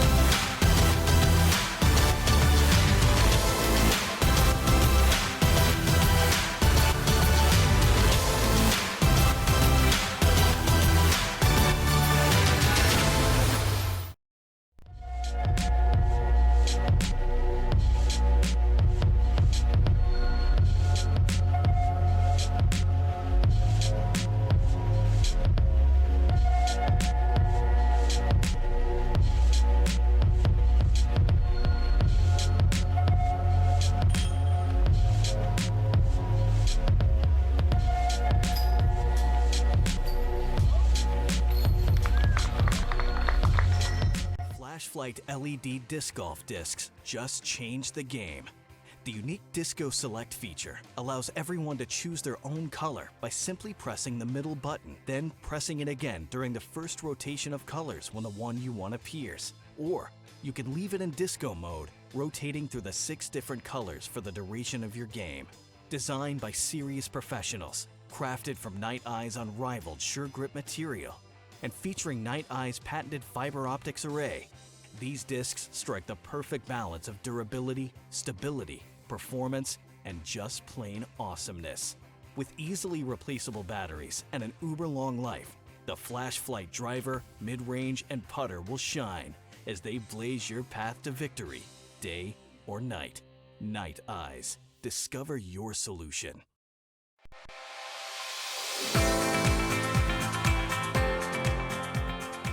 For me, it's time with my friends. For me, it's a walk in the park. For me, it's my job. Go in. Oh. For me, it's all about the exercise. For me, it fits into my busy lifestyle. For me, it's my passion.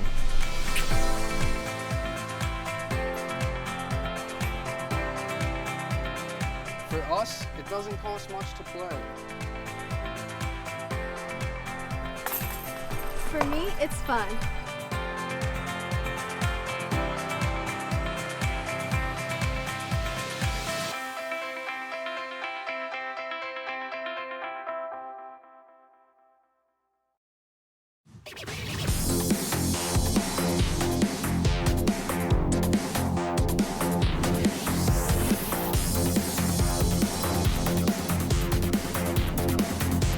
TheSpeedTV.com.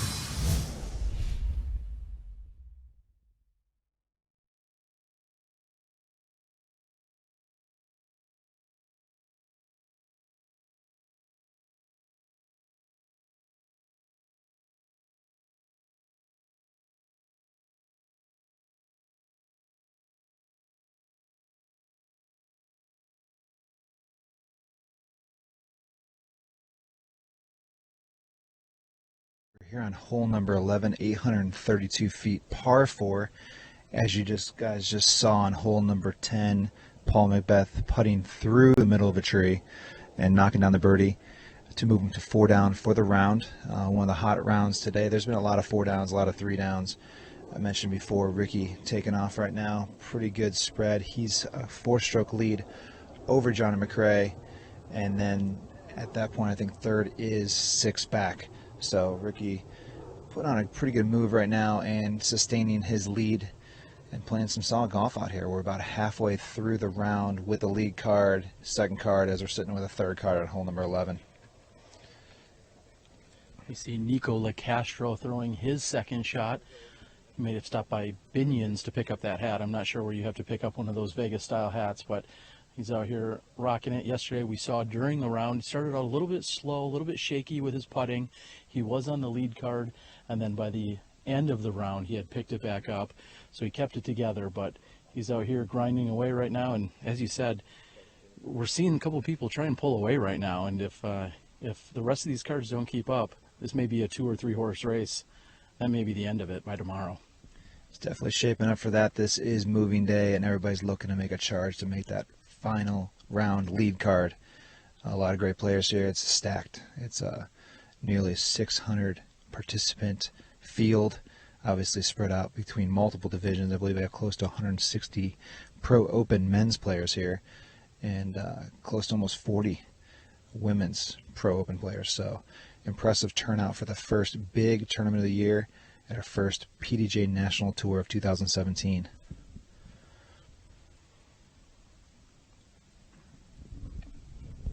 And Avery, as we are watching this card move on down the fairway, our fourth card, I'm going to give you a little bit of update on the women's side, where we currently see Paige Pierce out with a sizable lead. She has an 8-stroke advantage over Jennifer Allen, and then in a 12-stroke lead and 13-stroke lead as well over third and fourth. We're going to have Paul McBeth here on the tee in just a few moments, but seeing Paige Pierce continue the tear that she opened up with at the Aussie Open.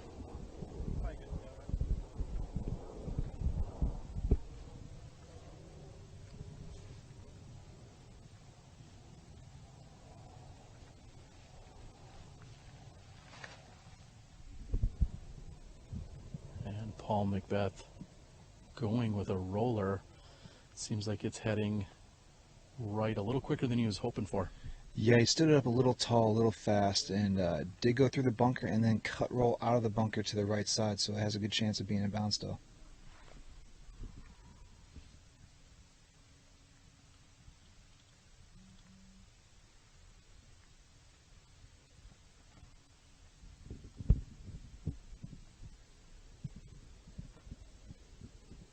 Hoping that would drift a little bit right. However, he's going to find himself in the center of the fairway. He should have no problems from there. Third to tee, Bobby Music.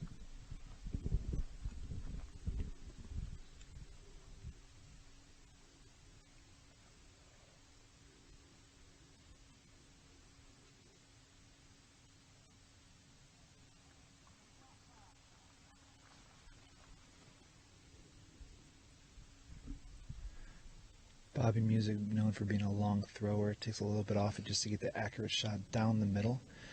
Fourth to tee, Anthony Barella. If you haven't seen this kid throw yet, prepare to witness.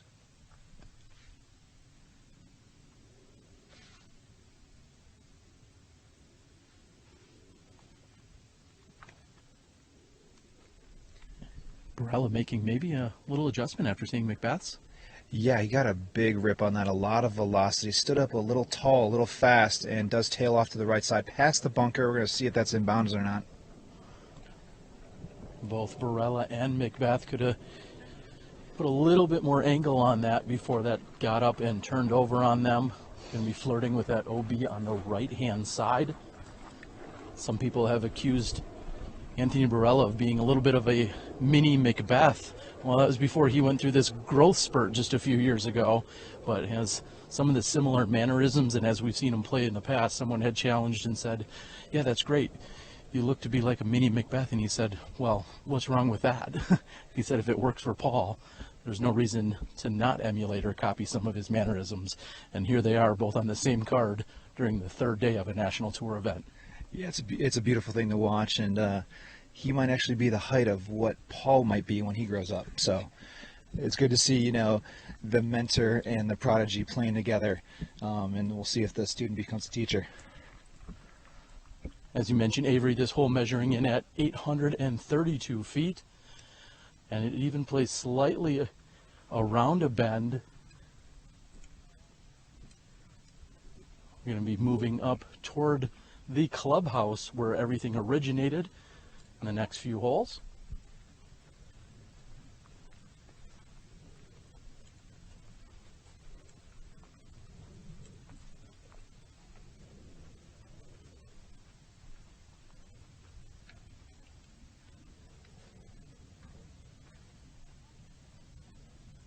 And Avery, I gotta say, I feel like the premium is here on this left side of the fairway. Left center, left, or left center. This seems like you're gonna have a little bit easier time to attack the pin versus where Macbeth and Barella are. Yeah, as this hole, you see it dog legs to the right, and you're really trying to get center cut, and like you said, maybe right of center to, if you're a backhand hyzer thrower, try to line up a good approach second shot. You need 200, you know, you need 400 plus shots to reach the basket and maybe get an attempt at a birdie 3. But these are all longer throwers and good position from here.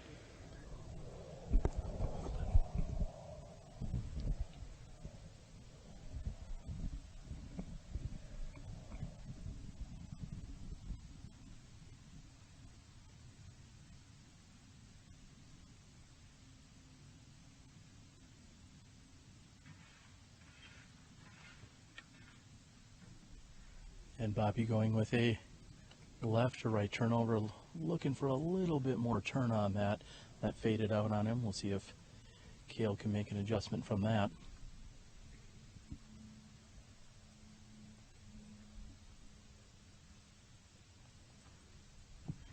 This is requiring a big second shot. It's a slight uphill second part of the fairway here. Cale putting it down there, getting in the middle, just looking to pitch up from here to get up and down for the par. We're going to see where Paul and Anthony actually finished out a little tougher position, tucked tight to the right, maybe a few trees to navigate. It's really going to be hard to get up and down there. Let's check it out.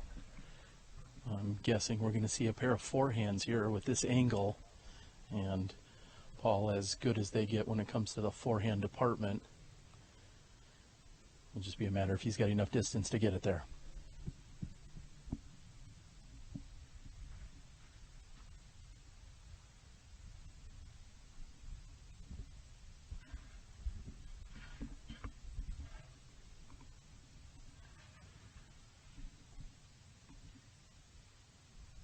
And Paul is really challenged here by this tree that's on the right side.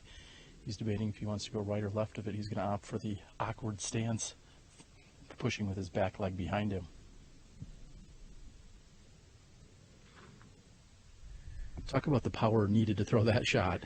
Yeah, it's a tough position, a tough stance. Straddle out to the left, out of position, trying to throw a forehand shot. That's all core at that point. Core and upper body to really muscle that shot out there and get the shot down the fairway. Executed fairly well, and it should give him a clean line and a third shot to the pin. You talk about core. I usually pack along a little extra core with me, and I'm not sure I've got that kind of power. That keeps you warm in the winter, though. It sure does. Here's Barella throwing a forehand as well. He's got a little easier run up, though.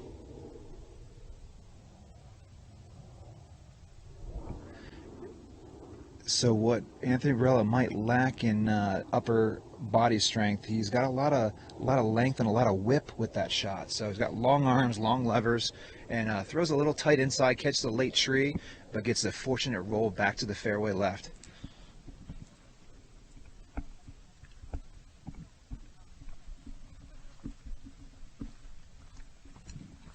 Very mild and moderate day out here as we are in the weekend here at the Gentlemen's Club Challenge just outside of Las Vegas, Nevada. I believe we are in Henderson, Nevada right now, taking all in no more than 15 to 20 minutes from the Vegas Strip. And Avery, when's the last time you were out in this weather and had this little wind playing in Las Vegas? It's true. It's true. You got a nice overcast here, sitting mid-50s. Little to no wind, And yeah, it's beautiful scoring conditions for these players out here today. We see virtually no movement on that flag as Anthony Barella jump putts to within 3 feet of the pin.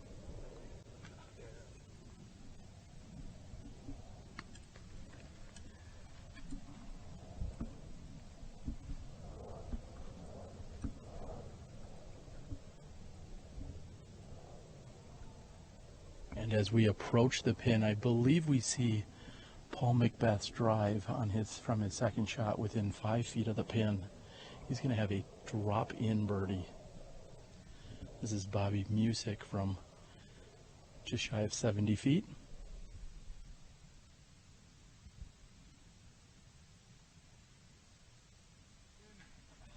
And front rim by Bobby Music, again, just inside 70 feet. Cale's going to be about the same distance, maybe 55 or 60 feet here.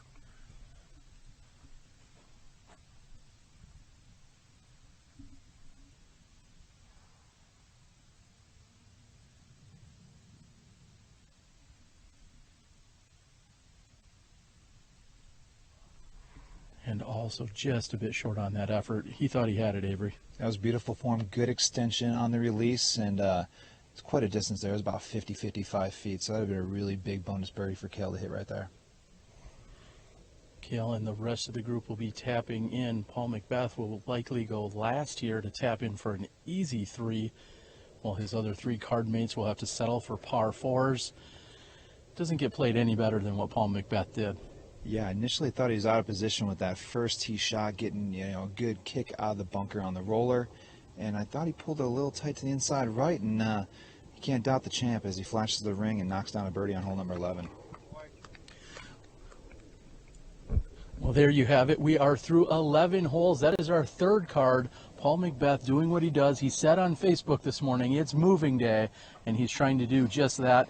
Avery, I don't know if this story's creepy or just awkward, but last night I had a dream that I beat Paul McBeth in a tournament. We had 4 holes to go, and I took him down. I wished him better luck today because I should not be beating him, and today he's proving just that. Is that the first time you had this dream? Surprisingly enough, it is. We'll be back with you on the next hole. Stay tuned. We got more of Paul McBeth right here on Spin TV, along with Smashbox.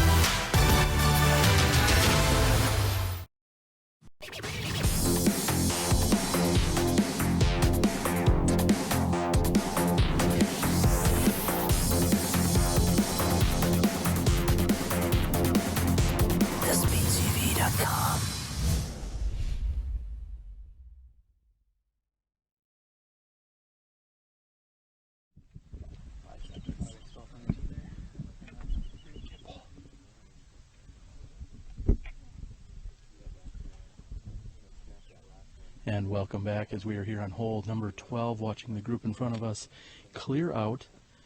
And with that birdie, Paul McBeth goes to 5 under par for the round, which is exactly which Ricky, Wysocki, and Jeremy Colling are at, is 5 under for the round. They'll be ready to tee here in just a few moments on hole number 12, 396 feet.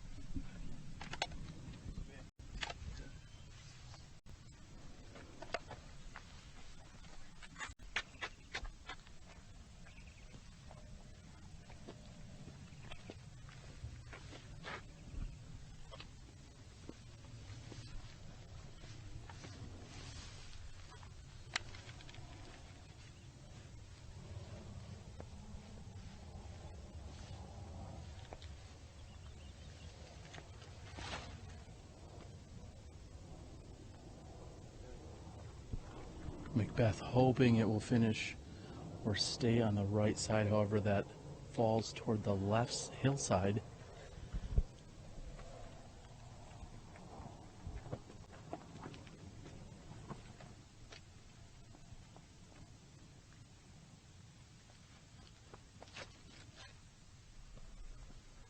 And Kale playing the flex driver here. We'll have to see where that finishes.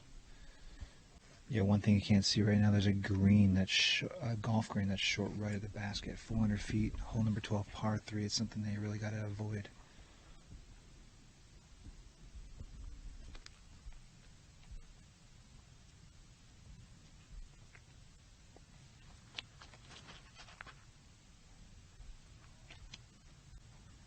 Get in there. Get in there.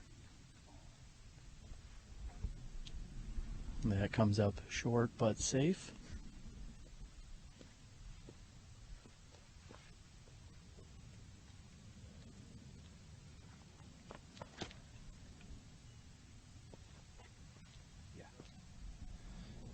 A beautiful flex shot by Barella, flexing it out to the right side, bringing it back left. That should be at least pin high on the 400-foot par 3.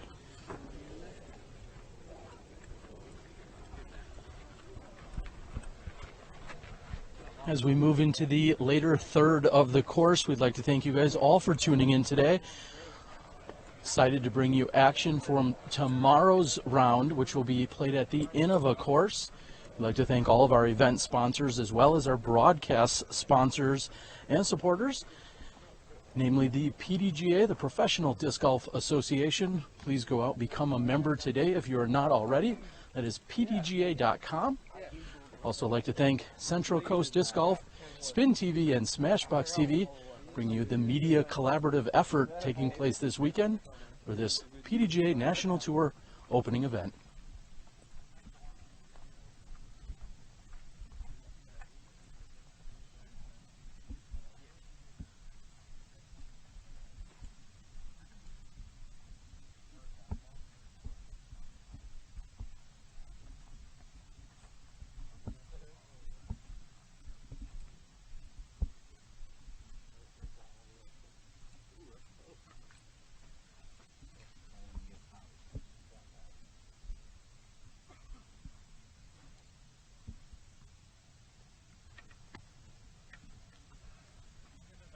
Yeah, it's probably me. I'll go.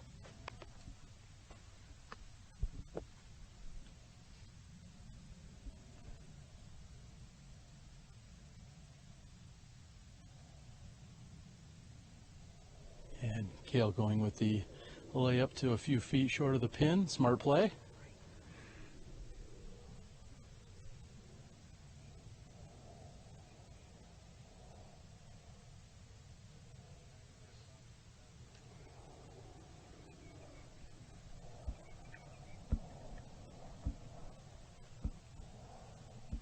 And we'll continue, Avery, to keep an eye on this scoring.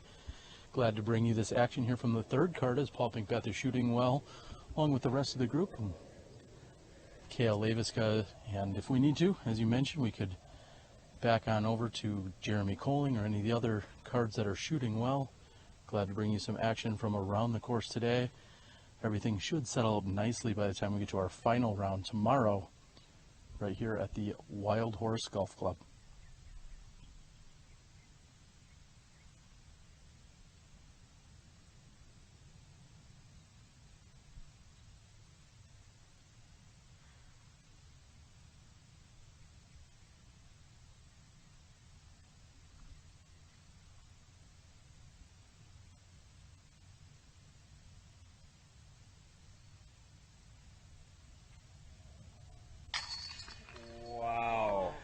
And Paul McBeth, with a gentle touch, up and over, puts in for the birdie, too.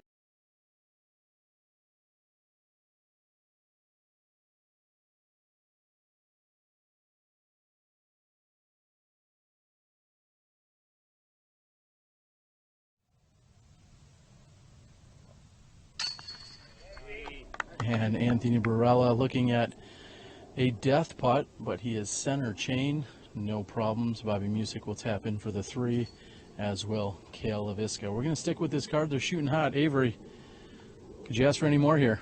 Wow, this is what we came to see and we came to expect from Paul Macbeth. You know, it's a little early in the season at this point, but he's at 6 down through 11 holes, and you hit it right on the head with that putt right there. It wasn't like a dagger. It wasn't have a lot of velocity. It had a good touch from 45, 50 feet down the hill, over the rim, and in for 2. Beautiful thing to watch. All right, we're going to move on to the next hole. We'll be back with you in a few moments right here on Smashbox TV.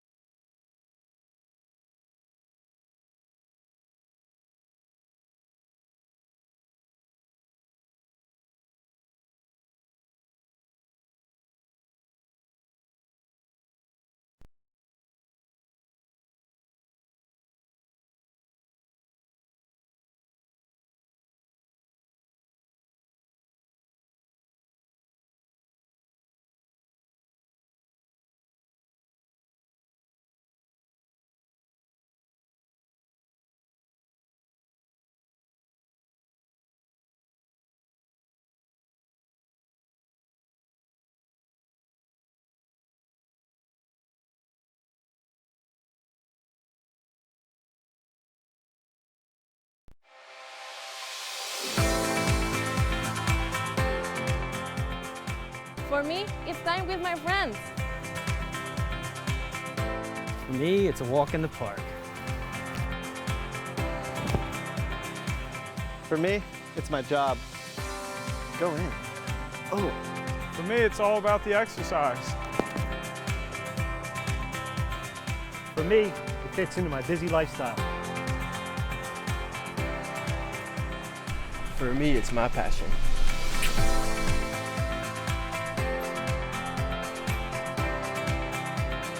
For us, it doesn't cost much to play.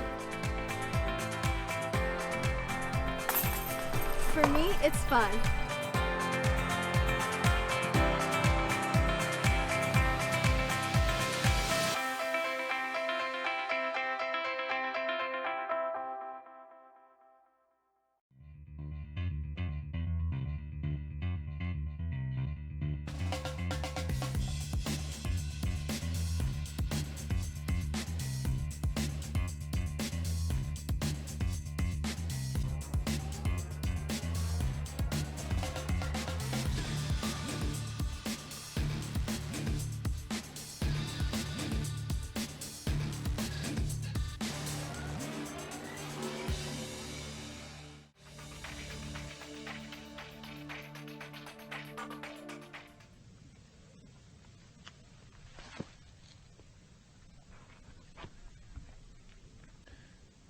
We're at hole number 13, a relatively short hole from what we've seen in the previous holes. Par 3, only danger is where everything to the left is out of bounds and it really bottlenecks as you get close to the basket.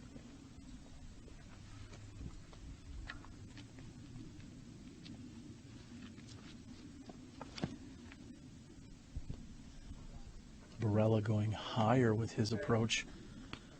And it looks like that's checking up nicely. Gets a clap from the gallery here. He's safe.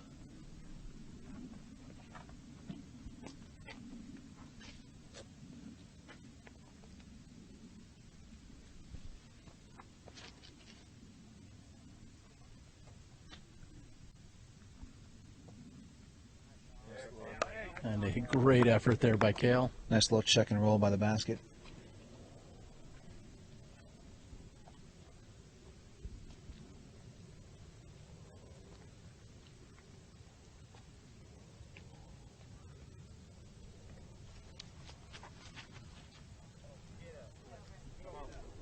And the crowd's pushing for that to get to the left. Bobby's going to need it, and it gets hung up. All players opting for driver on the short par 3, 300 feet. The shot is over the trees with a spike hyzer, just trying to stick it on this very slim peninsula fairway.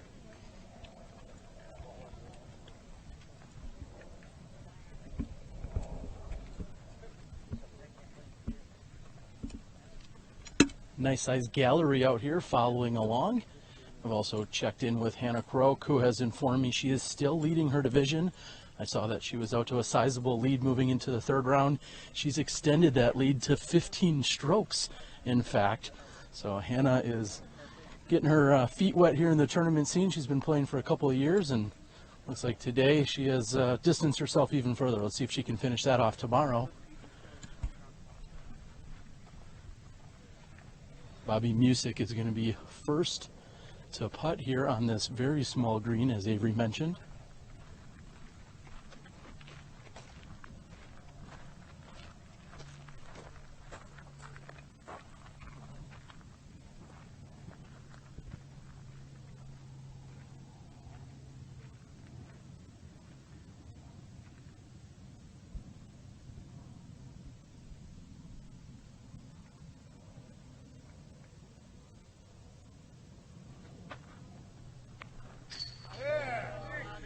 And Bobby Music from just off the Vegas Strip, way downtown here.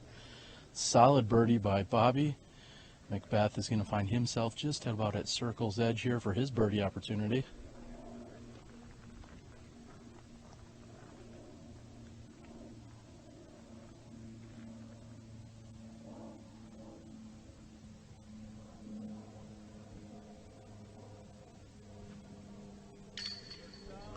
And Macbeth, what did we see there with the footing? He went with a straddle putt. Was that just because of the somewhat awkward footing here with the peat gravel? Yeah, it was definitely a little side hill with the gravel. I think he gets a little more power, a little more set up doing a straddle. And in easily again, Bobby Music starting things off here for the star frame. Cale Laviscaz within 12 feet for the easy birdie.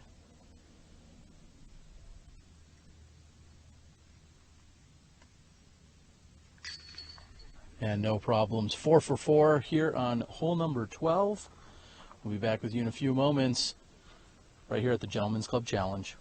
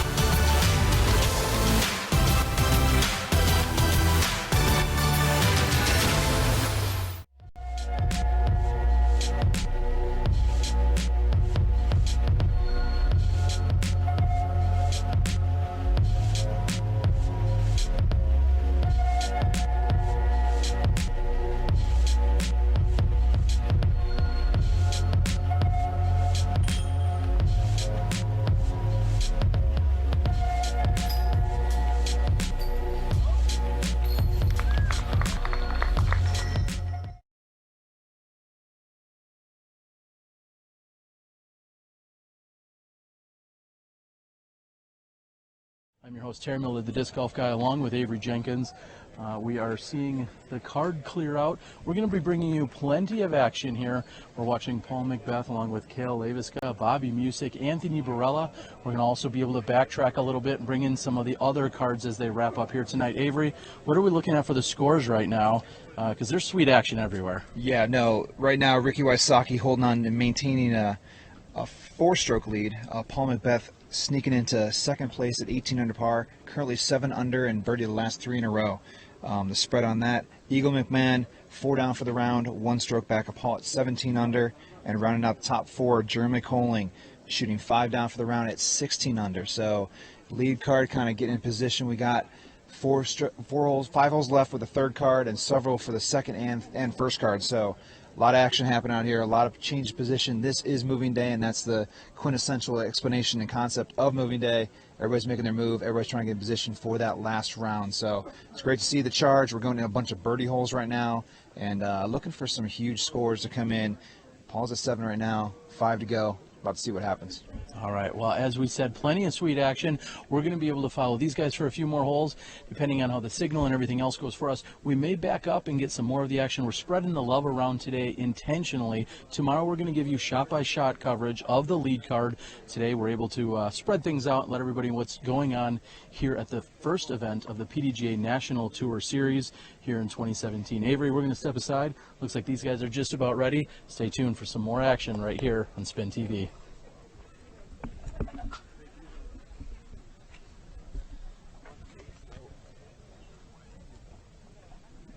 And Avery, we can go ahead and set up this shot for everyone. This is just 315, slightly downhill, little OB to contend with. Yeah, it's a slim fairway, but nothing too much for these professionals. It's a par 3, pretty standard downhill hyzer. I see Paul going driver again. I'm thinking Thunderbird possibly, but it's a pretty standard hole. I see many birdies to come. All right, it finishes to the left. Paul McBeth on the tee after 3 consecutive birdies.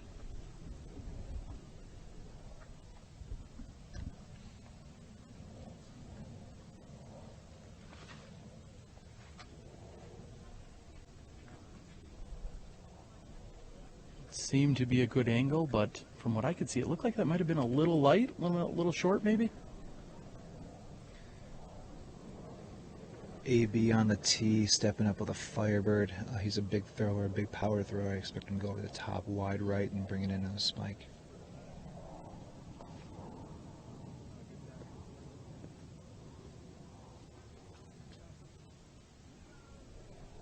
And Anthony Barella just left of the pin after seeing Paul McBeth actually landing near the basket on his tee shot.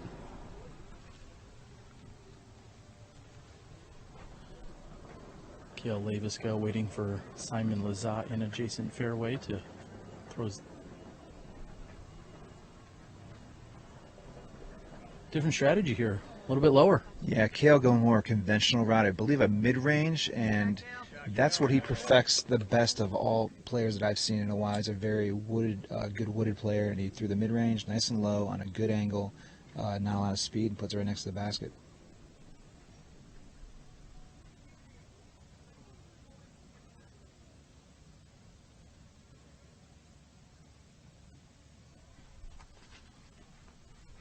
And Bobby going with the route that we just saw by Cale Leviska.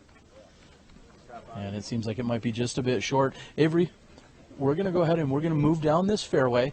And what we'll be doing is following this group, and we'll also keep an eye on the second card and the first card as they're going to be coming up on the previous holes. We may be jockeying back and forth. Just on our left-hand side, running parallel to hole 14's tee, is 18's relatively long shot. We saw Simon Lizotte throwing his approach a few moments ago. So we may be able to bounce around as we bring in the final few cards here today. And from what we can tell right now, it doesn't look like we'll be fighting the daylight like they were last night, but we still have 4 or 5 holes to go. No, they're on a good pace right now, a pretty good clip, and we're not seeing too much sun, but it's bright enough to play in right now. Like we said earlier, winds are mild, temperature mid-50s, and plenty of daylight to finish this round.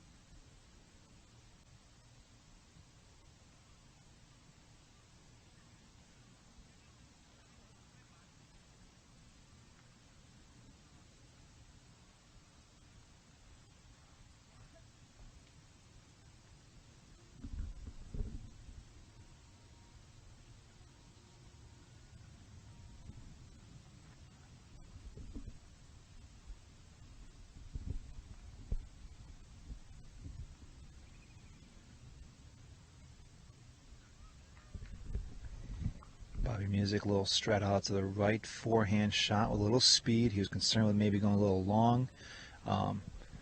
He's in position to knock down that easy par putt.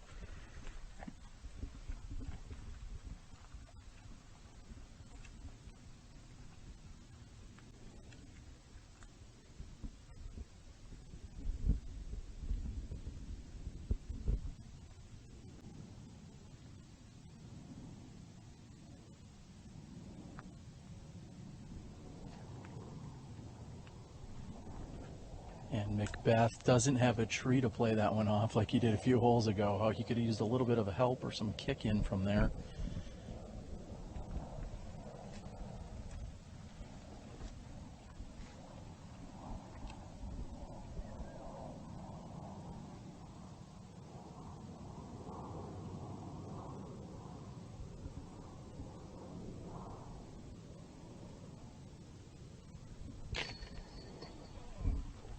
And in and out around the pole, used a little bit of chains, and at one point hit the bottom of the basket, but just didn't want to stay in.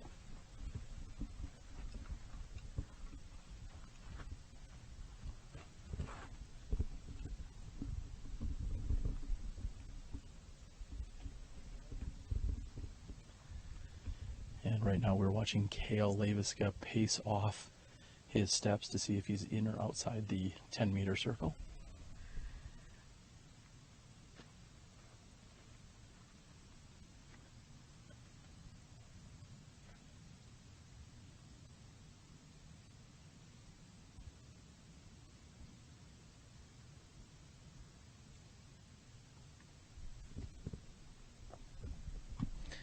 A little wide right, barely missing. Shane definitely shadowed it. All players on this card, I thought they had it dialed, but maybe took it for granted for the 315 slight downhill, all coming up short.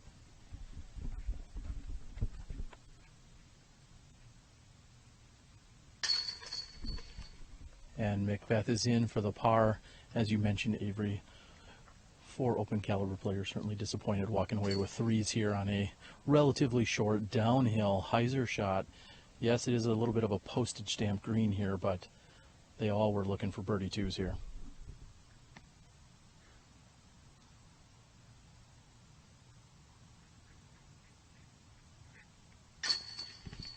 And Cale is in. And what we may do is a little bit of separation here. I think what we're going to have is both Avery and I are going to stay right here on this hole. We'll see if we can catch the shots coming in. We'll also move another camera over to the next hole. We'll see maybe if we can catch action from the next 2 holes back and forth, and we'll see what's happening here in the final few groups. We'll be back with you in a few moments. Stay tuned. You're watching Live Disc Golf right here with Spin TV and Smashbox.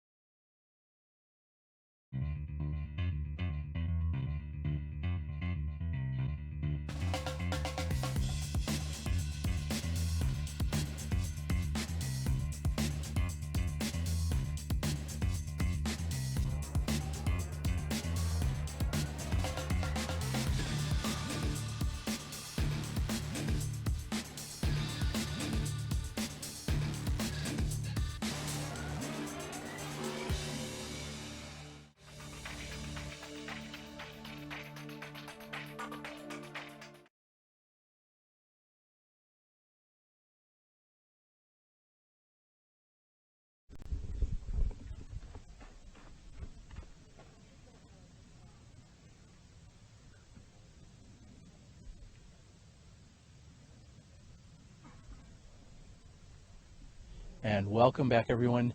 Terry Miller, the Disc Golf Guy, along with Avery Jenkins. And Avery, we're still here on hole 14.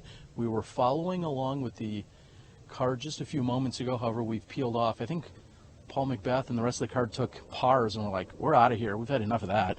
Yeah, there's enough to see here. We're going to move on to the second card here. Jeremy Coling, 7 down through the last 10 holes, and absolutely parks it. Hits the pole, hits the bottom of the basket, parked on hole number 14. Like I said, 7 in the last 10 holes, on a pretty good tear right now. Sitting still 5 back of the lead, 1 back of second, sitting in tied for third with JohnE McCray. All right, it looks like if that first shot was any indicator, we may have made the right move here as Big Germ puts himself just 3 feet from the pin. Austin Turner goes with the lefty forehand approach, and he comes up short. Pasi Koivu, who we saw a few holes back. Pasi comes over from Finland and compete. Is that correct, Avery? Have you played against him somewhere else on another part of the world, perhaps? Yeah, I played with him several times over Europe. He hangs out in Finland a lot of times. Finland, Sweden, Czech Republic. Phenomenal player. One of the best in Europe, along with Simon Lizotte. But I think it's more of a vacation to come over here and play disc golf in the moderate temperature as it is to compare to the frozen tundra of Finland right now. But he came over here early, practiced in preparation for the Gentlemen's Club and obviously the Memorial next week in Phoenix. He finds himself about 30, maybe 35 feet short here on hole 14. He went with a lower approach to this. We're going to see Nate Sexton also go with a relatively low approach, but that is not going to have enough power. And Avery, you mentioned it with the last group. We saw 4 players on the previous card all come up short here on this 315-foot downhill shot, and 3 out of the 4 did the same from this card. What's going on? Very surprising, actually. When you look at this green, it is tucked back here like a poacher stamp, very small green. And you look at, there's actually OB line about 18 to 20 feet behind the basket, and it's a very fast green surface where players might fear that skip or that jump or that roll that could toss them OB, but it seems like a very manageable circle 3 if they were to go out of bounds. 3 of the 4 players leaving it short. Jeremy, the only one to park it and put it right to the pin. And again, this card is moving down. We're going to get into a better vantage point, and we hear some loud applause taking place from Kale Leviska's shot. Sounds as if, again, holes 14 and 15 somewhat parallel each other. They run a little bit adjacent so we can kind of see what's going on both. This is Austin Turner's going to be lining up his putt here on 14.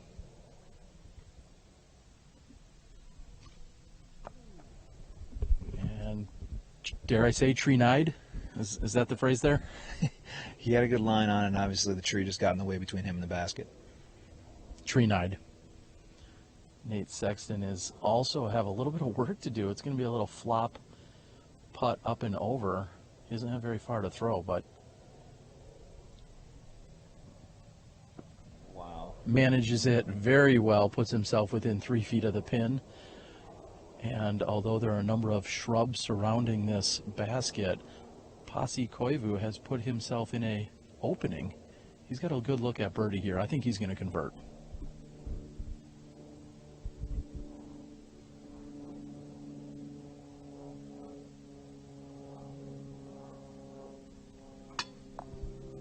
And convert on the band he did.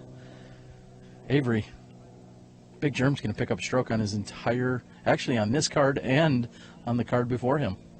Yeah, Germ's going to move into a tie for second with Paul McBeth at 18 under par. Actually jump into second solo, 4 strokes back of the lead. Ricky Wysocki still maintain that lead. And see the players just making their moves in position and kind of failed attempts here on the second and third card. Only 1 birdie out of the 8 shots. And that will leave us in great position to actually get the leader card coming in. We'll be able to catch back up with them. I believe we're going to see some serious congestion here on 15 through 18. So what we'll do is we'll move over and also get this lead card coming down on 14.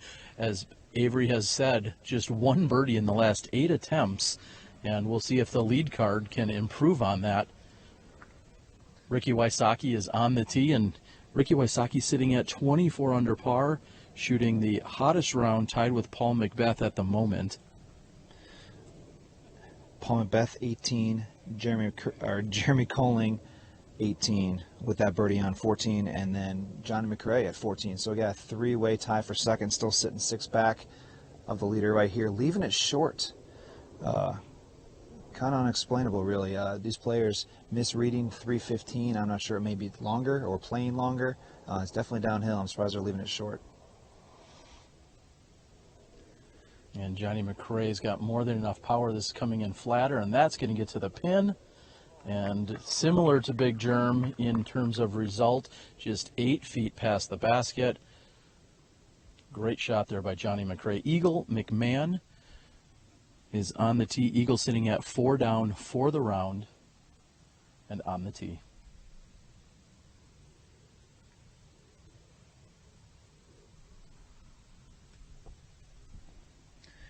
It does skip past the bushes, left it short again about circle's edge. It's going to be a nice tester putt, maybe one shrub to beat, but leaving it short again. Of all these players, Johnny Mac and Coling, the only ones to test it and leave it a little longer, as we see Ulibarri hanging it out wide to the right, bringing it back in late and displaying great accuracy and control. It should be an easy drop-in birdie for Paul Ulibarri.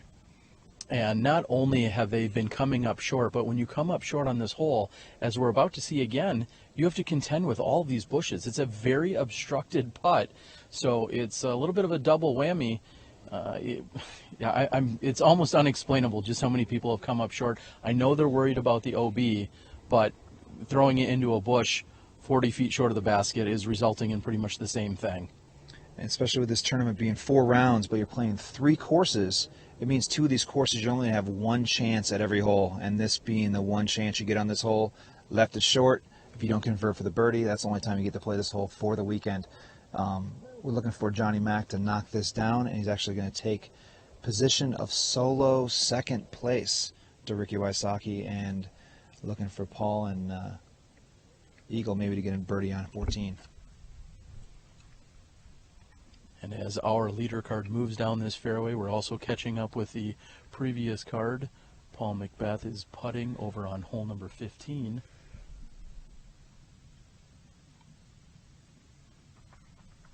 And in the distance behind me, I hear the gallery applauding Macbeth make his putt. Here's Ricky Wysocki outstretched to the left, looking for the birdie here on 14.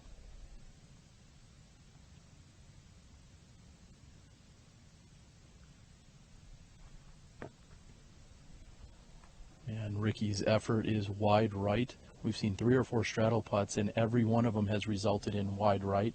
And Avery, you mentioned it, the bush is directly between the basket and where Eagle McMahon lines up. He's uncertain here on the positioning, trying to go straddle right, straddle left, trying to look for the line or least resistance as he chooses to go straddle right from a knee to open it up. Pretty good yoga stance right here. Kid's young and limber, so.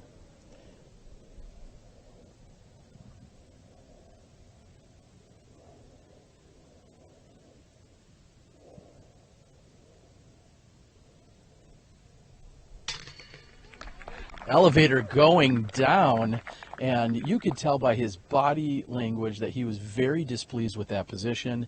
However, taking a knee, stretching out to the right, playing the hyzer in, and then hitting the elevator button all the way down. Birdie for Eagle McMahon.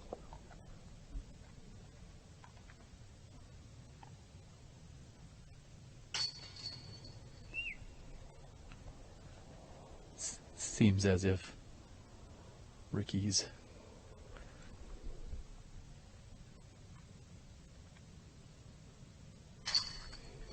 to complete my thought, Ricky's cheering gallery has quieted slightly with a par.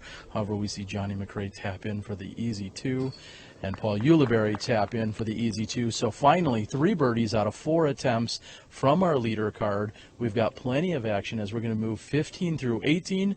We'll be back with you in a few moments. You're watching live disc golf right here from the Gentlemen's Club Challenge presented by Innova Discs.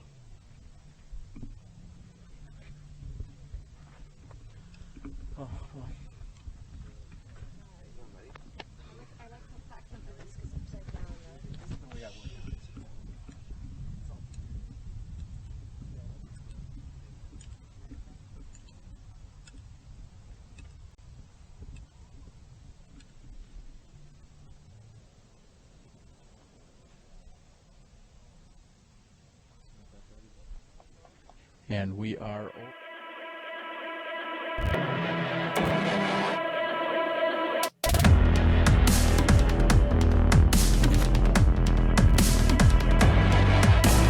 I don't care if nobody understands. I'll take the law into my own hands. I don't care if nobody understands. I'll take the law into my own hands. No matter what you say, I'm gonna go my way. No matter what you say. No matter what you say, I'm gonna go my way. No matter what you say. No matter what you say, I'm gonna go my way. No matter what you say.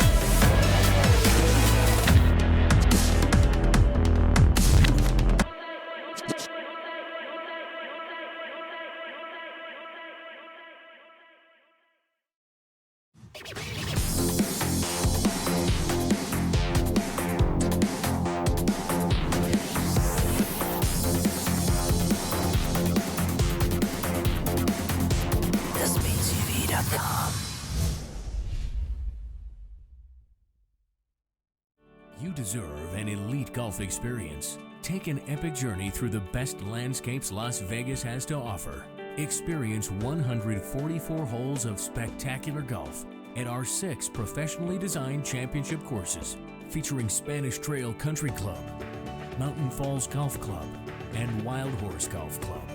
Call about elite golf packages for locals and tourists. Elite Golf, the new face of golf management. Book your tee time today.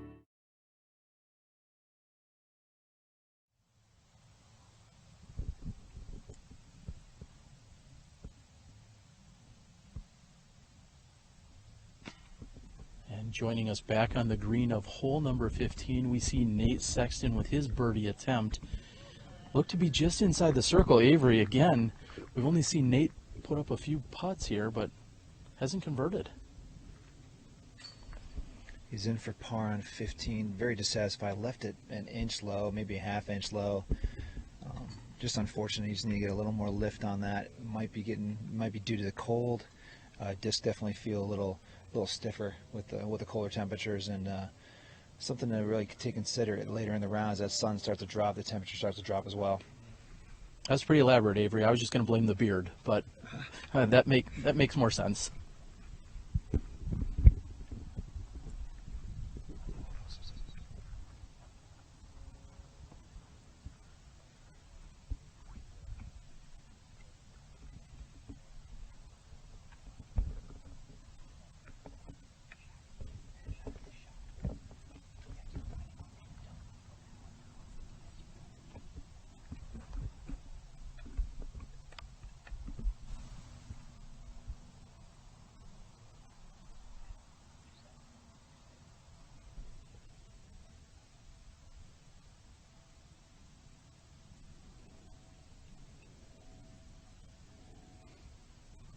All right, and we are waiting, a little bit of a silent moment here as we are waiting for the groups. Again, 15 and 16 run somewhat adjacent to each other. Back on the lead card, we're going to have JohnE McCray teeing off, I believe, in just a few moments here. We're glad everyone could join us here for this PDGA National Tour event opening up the season just outside of Las Vegas, Nevada, and that is JohnE McCray coming in low. And it looks like he'll have a putt from that position. JohnE McCray with a great park job on the previous hole, resulting in a birdie. We finally saw 3 of 4 on hole number 14. Cash in on the birdie opportunity.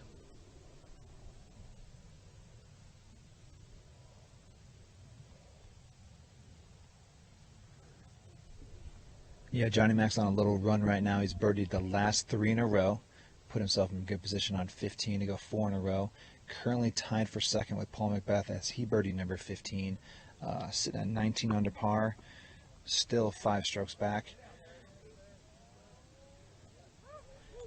And not too often do you see a massive overhand come flying in, and that did just that. Landed about 20 feet from the pin and then rolled back about another 8. There will be a little bit of an obstructed bush in the way.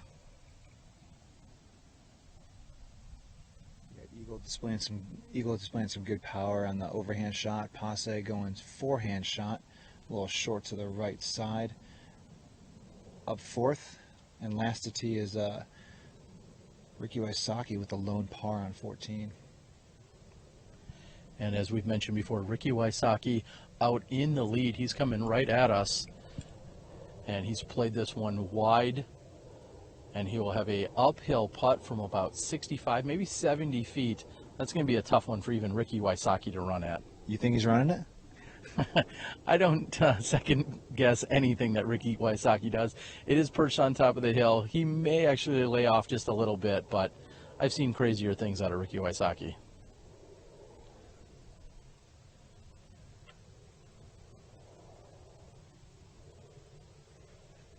And we see a nice-sized gallery has formed. Again, a little bit of congestion found on the course here on holes 15 through 18 that will result as actually a benefit to the gallery. They can kind of just turn and pivot, see a number of different holes being played at the exact same time. And we see our leader card moving down the fairway.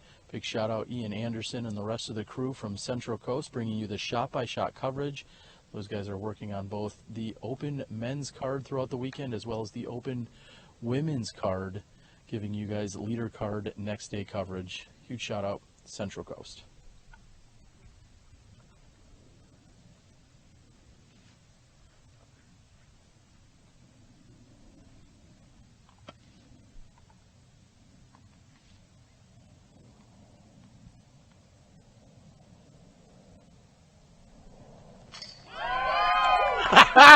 Avery, you ask if he's running it, and he was running it down only a third of the way there. There you go, Rick. Ricky knew it was in.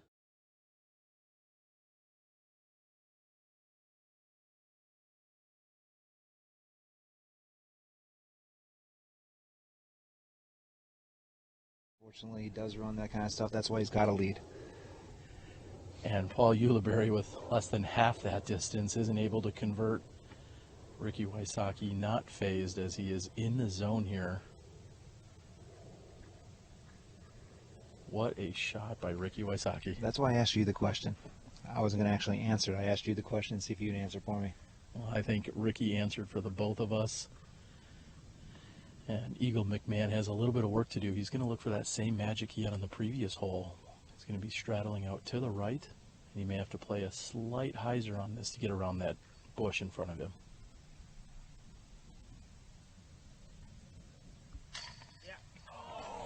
And a premature yup from the gallery that looked dead center, and it just trickled out the backside. A little bit heartbreaking for Eagle.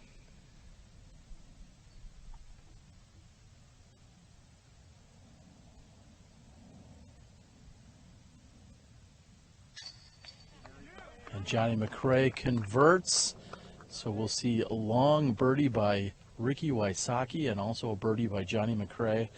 The other two card mates are going to walk away with pars.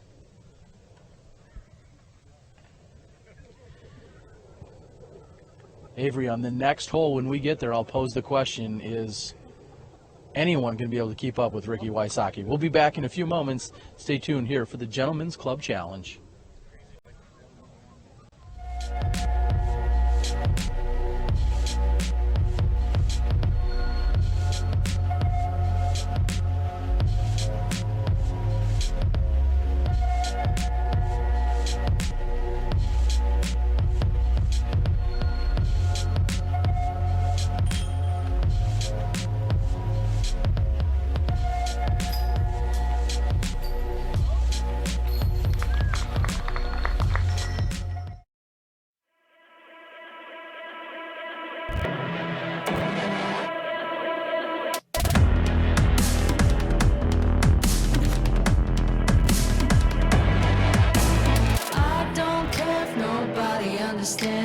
I'll take the law into my own hands. I don't care if nobody understands.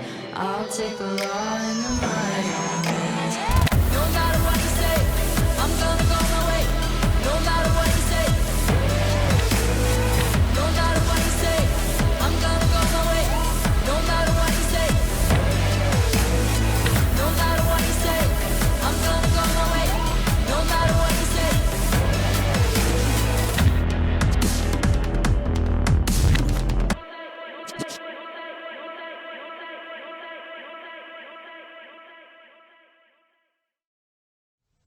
just completed his throw. Second to tee will be Austin Turner.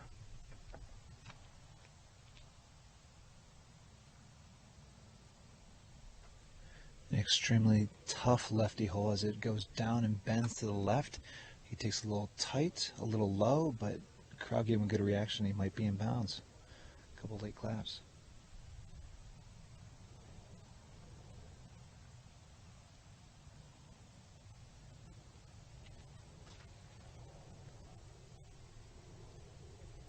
I was still trying to decipher if you said late claps or late craps, as in the craps table, which I heard has treated a few of our players quite well out here. That's Pasi Koivu. Fourth and final tee shot here by Nate Sexton.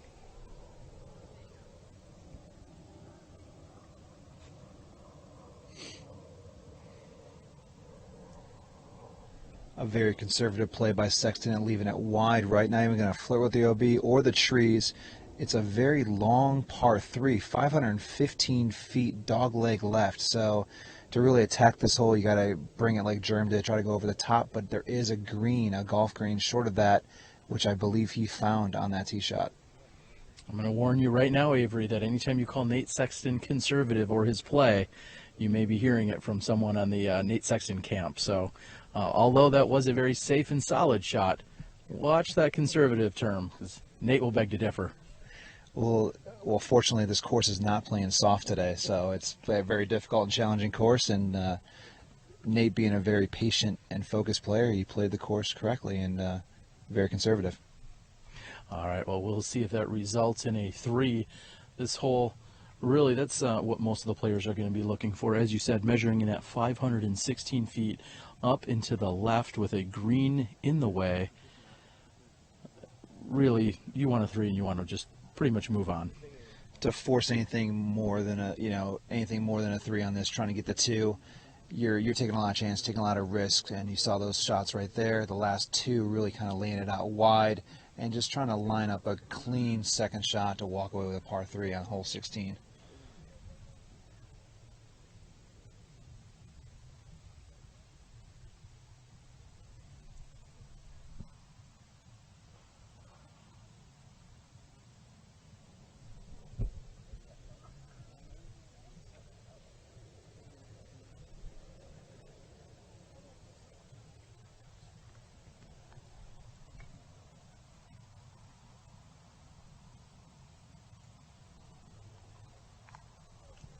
As we're watching our second card move up, hole number 16, we'll make sure to give you the most recent scoring update thanks to PDGAlive.com. Ricky Wysocki, with that last birdie, moves to 8 under for the round and at 25 under overall. JohnE McCray at 20 under, sitting 5 strokes back of first.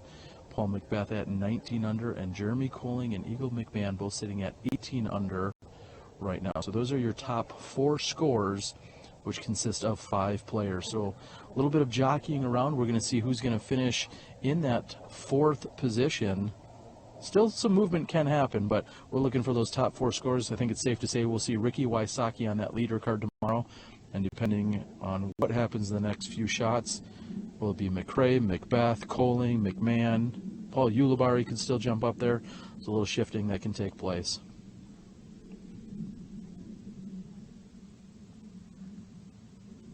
And Avery, I know I posed the question as we were moving away from the previous green, and I'll ask again, is Ricky Wysocki in the zone, and is he still catchable? Because he seems to be pulling away. Seems like he's always in the zone at some capacity, and there's a reason why he's got a 5-stroke lead, because he keeps on hoisting up 70-footers and knocking them down. Anything inside that, I'm sure it's probably a lot easier. But, uphill 70, 75-footer, looking at death, after a very errant shot to the left, I questioned that a little bit. I was asking you the question to see if you'd answer it, but he responded with that answer they were both looking for. So incredible putt, and really giving the spectator gallery a show today. Wysocki will have the second, I believe. JohnE McCray birdied also on the previous hole, so McCray with the honors. Wysocki will be throwing second here in a few moments. And you talked about her earlier. As the sun goes down out here in the desert, you can quickly lose any kind of heat that has maintained throughout the day. We see Paul Ulibarri sporting a beanie cap of sorts at the moment. A lot of players wearing long sleeves, long pants, and it's only going to get colder for the next 15 to 20 minutes while we're still out here.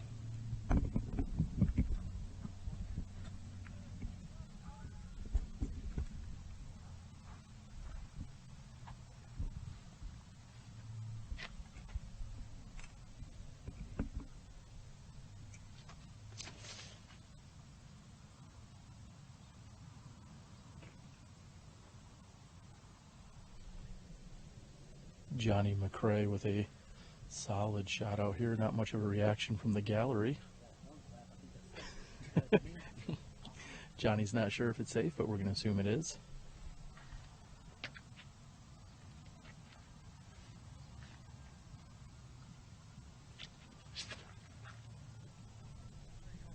And Ricky a little bit wide on that right side. He's getting a nice skip though as that comes down. Third to tee will be Eagle McMahon.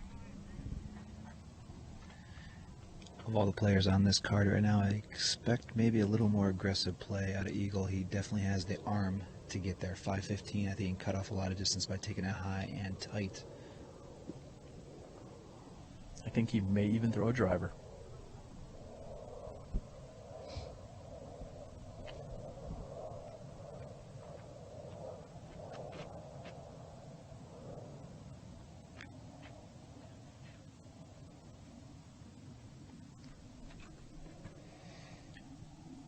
Gets up on it and unleashes a monster drive. Got to stand up flat a little more than he wanted to, I believe. Looking for a late finish left. That is in bounds, but a little wider right than I expected.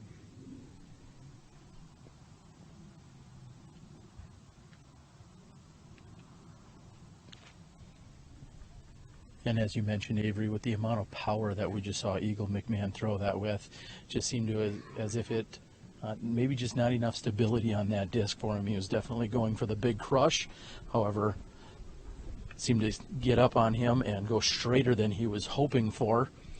As we move down the fairway, we'd like to thank again all of our supporting sponsors and tournament sponsors that have helped out here at the Gentlemen's Club Challenge. Make sure that you tune in to Smashbox TV on Tuesday nights for our disc golf podcast, but also you can play fantasy disc golf. Check that out.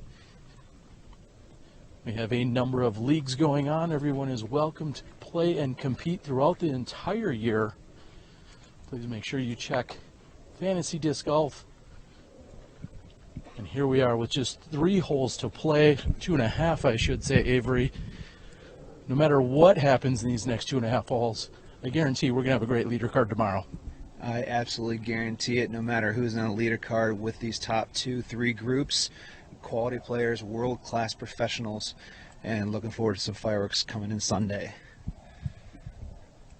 As we're doing a shout out to our sponsors, I want to thank Adidas and Adidas Outdoor and the Terex for sponsoring this awesome course here. They're one of the 3 core sponsors, including Disc Golf Values and Innova Champion Discs.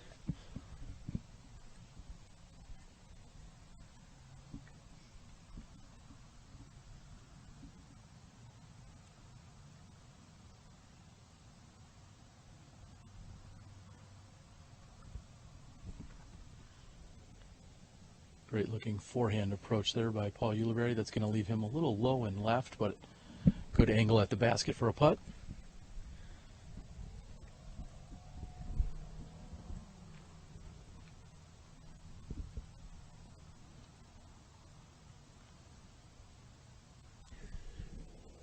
And Tricky Ricky going with the skip off the golf green. Were you planning on that, Avery? I wasn't expecting that anyway, and it's kind of fun to watch players have fun with these kind of shots, maybe trying to give it a chance, maybe up and in. And like I said, if he sees a basket, he's usually probably going to try and give it a chance to go in.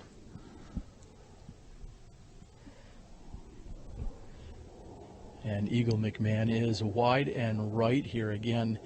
Needed a little bit more stability on that crush that he put on.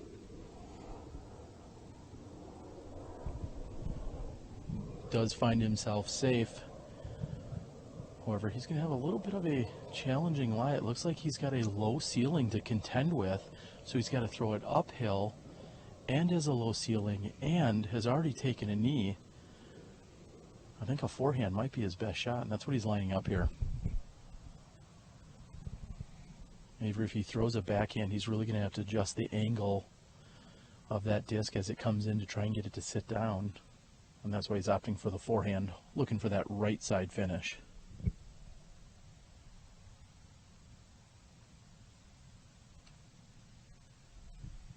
A nice choice of shots, taking a knee, trying to get under the low ceiling branches, catches a few twigs out the gap, but checks up close to the pin, backside for a tap-in par.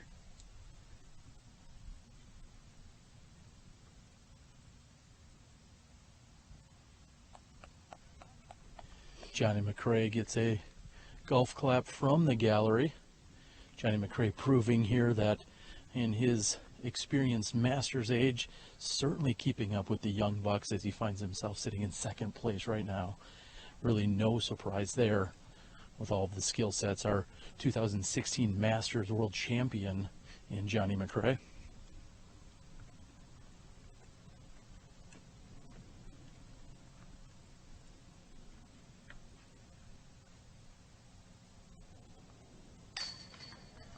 And I think Uli even second-guessed that for a moment. He thought he pulled it wide right. However, it caught all of the chains, brought it back in. Eagle McMahon should be able to clean up here from 15 feet.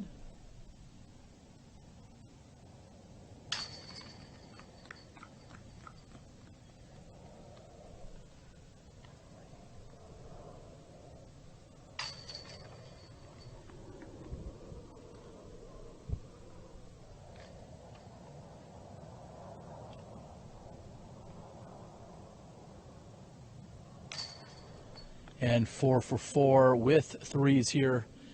We're going to be back with you in a few moments. Stay tuned. You're watching live disc golf right here on Spin TV.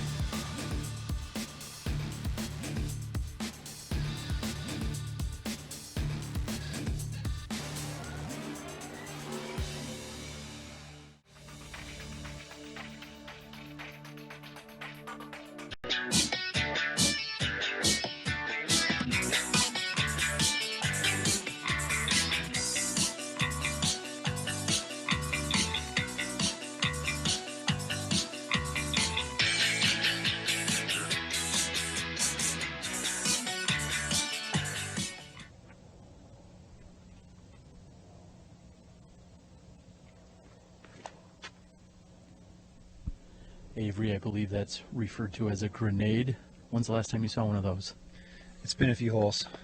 Now, I haven't seen one today, but it's a very effective shot when done and done properly over the top of the tree, spiking close to the basket.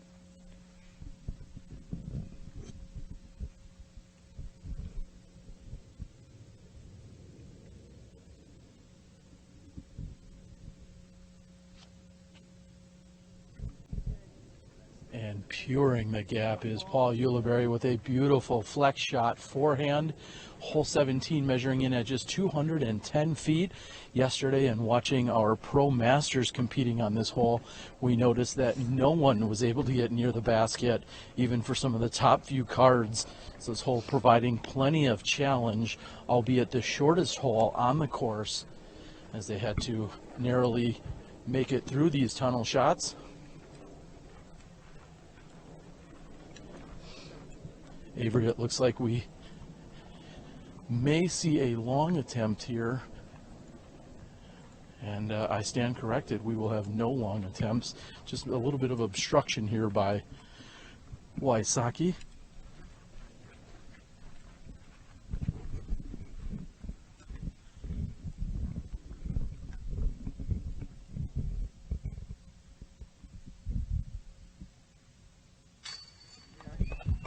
And Wysocki, never a doubt from just about circle's edge.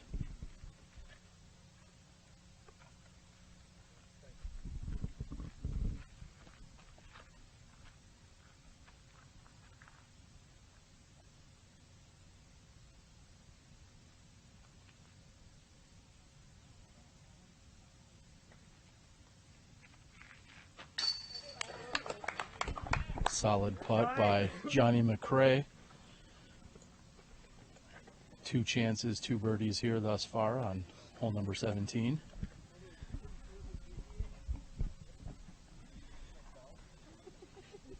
Eagle McMahon's grenade shot looks to have landed about 28, maybe 30 feet left of the pin.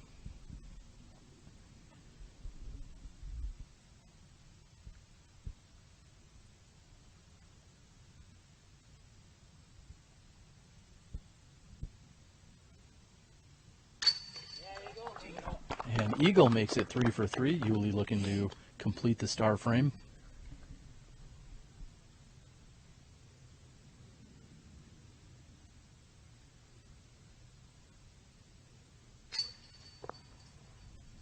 And scooping in and out is Paul Ulibarri's putt from approximately 16 feet. Paul showing great composure, as you know he's disappointed with that, as we move over to our final hole, which will be the 54th hole of the tournament. We'll be back with you in a few moments with score updates from Avery Jenkins and the Disc Golf Guy. We'll be back with you in 60 or less.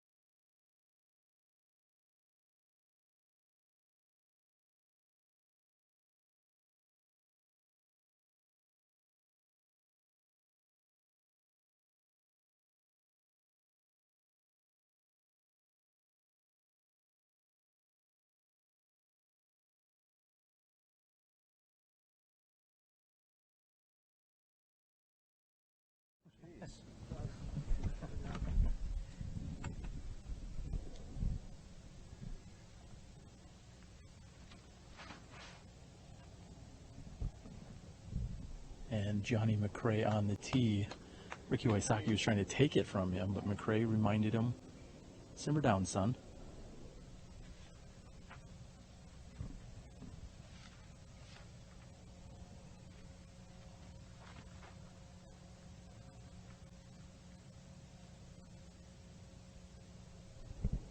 And And a great shot there by Ricky Wysocki, coming up short of the OB green. I'm not going yet.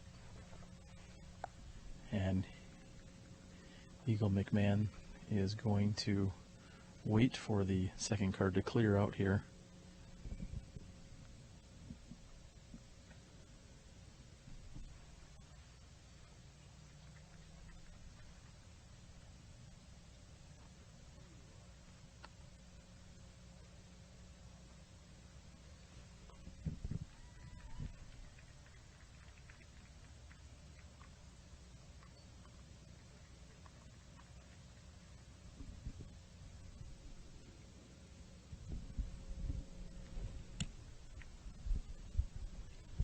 And Eagle getting prepared here in a few moments to be throwing his tee shot.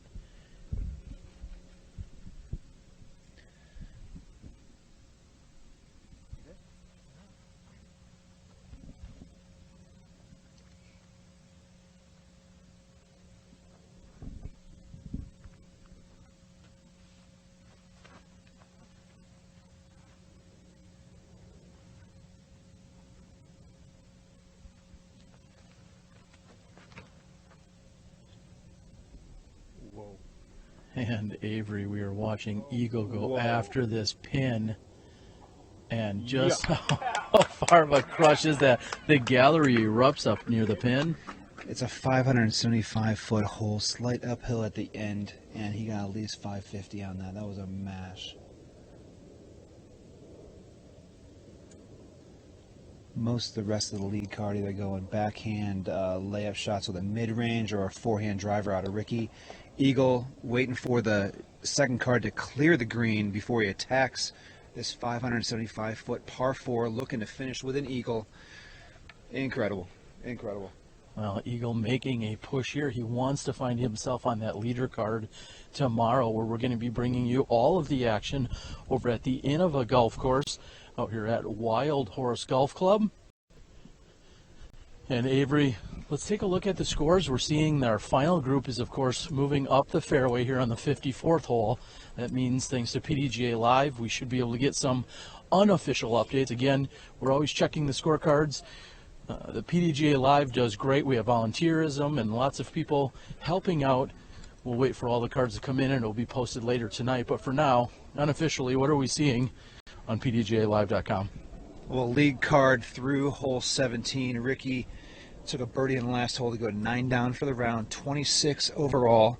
Holds a 5-stroke lead over second place JohnE McCray, who's 6 down for the round.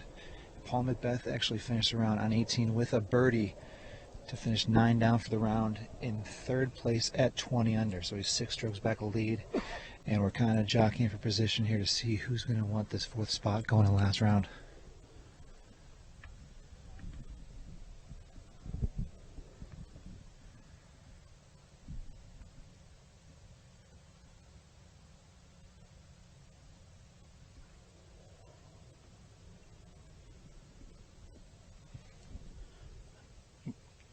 Needs to sit down. It looked like he had just about the right amount of power.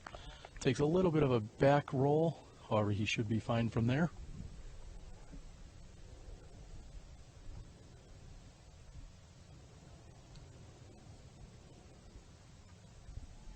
I believe that was some form of putter. I believe he went putter off the tee and then the approach. JohnE with a tap-in 3, played perfectly. And Wysocki looking to extend his lead even further with another birdie here. Yeah, Johnny Mac using his experience, not trying to bite off too much, going putter, and a drop-in 3 to finish off the round. And there's not enough that can be said about the effort here by Eagle McMahon on this drive. Wow. As Eagle approaches his lie, there's a sizable gallery out here taking in the action. And we'll see if Eagle can convert.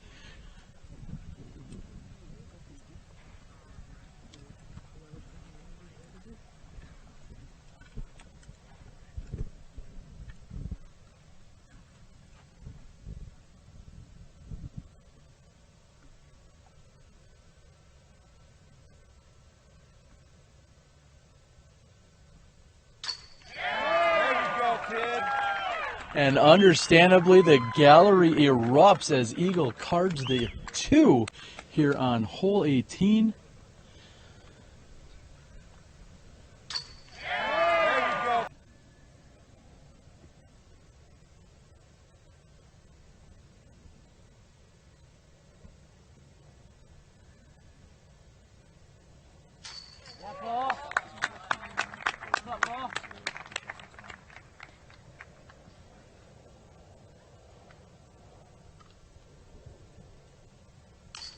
And Wysocki will tap in here for the easy birdie.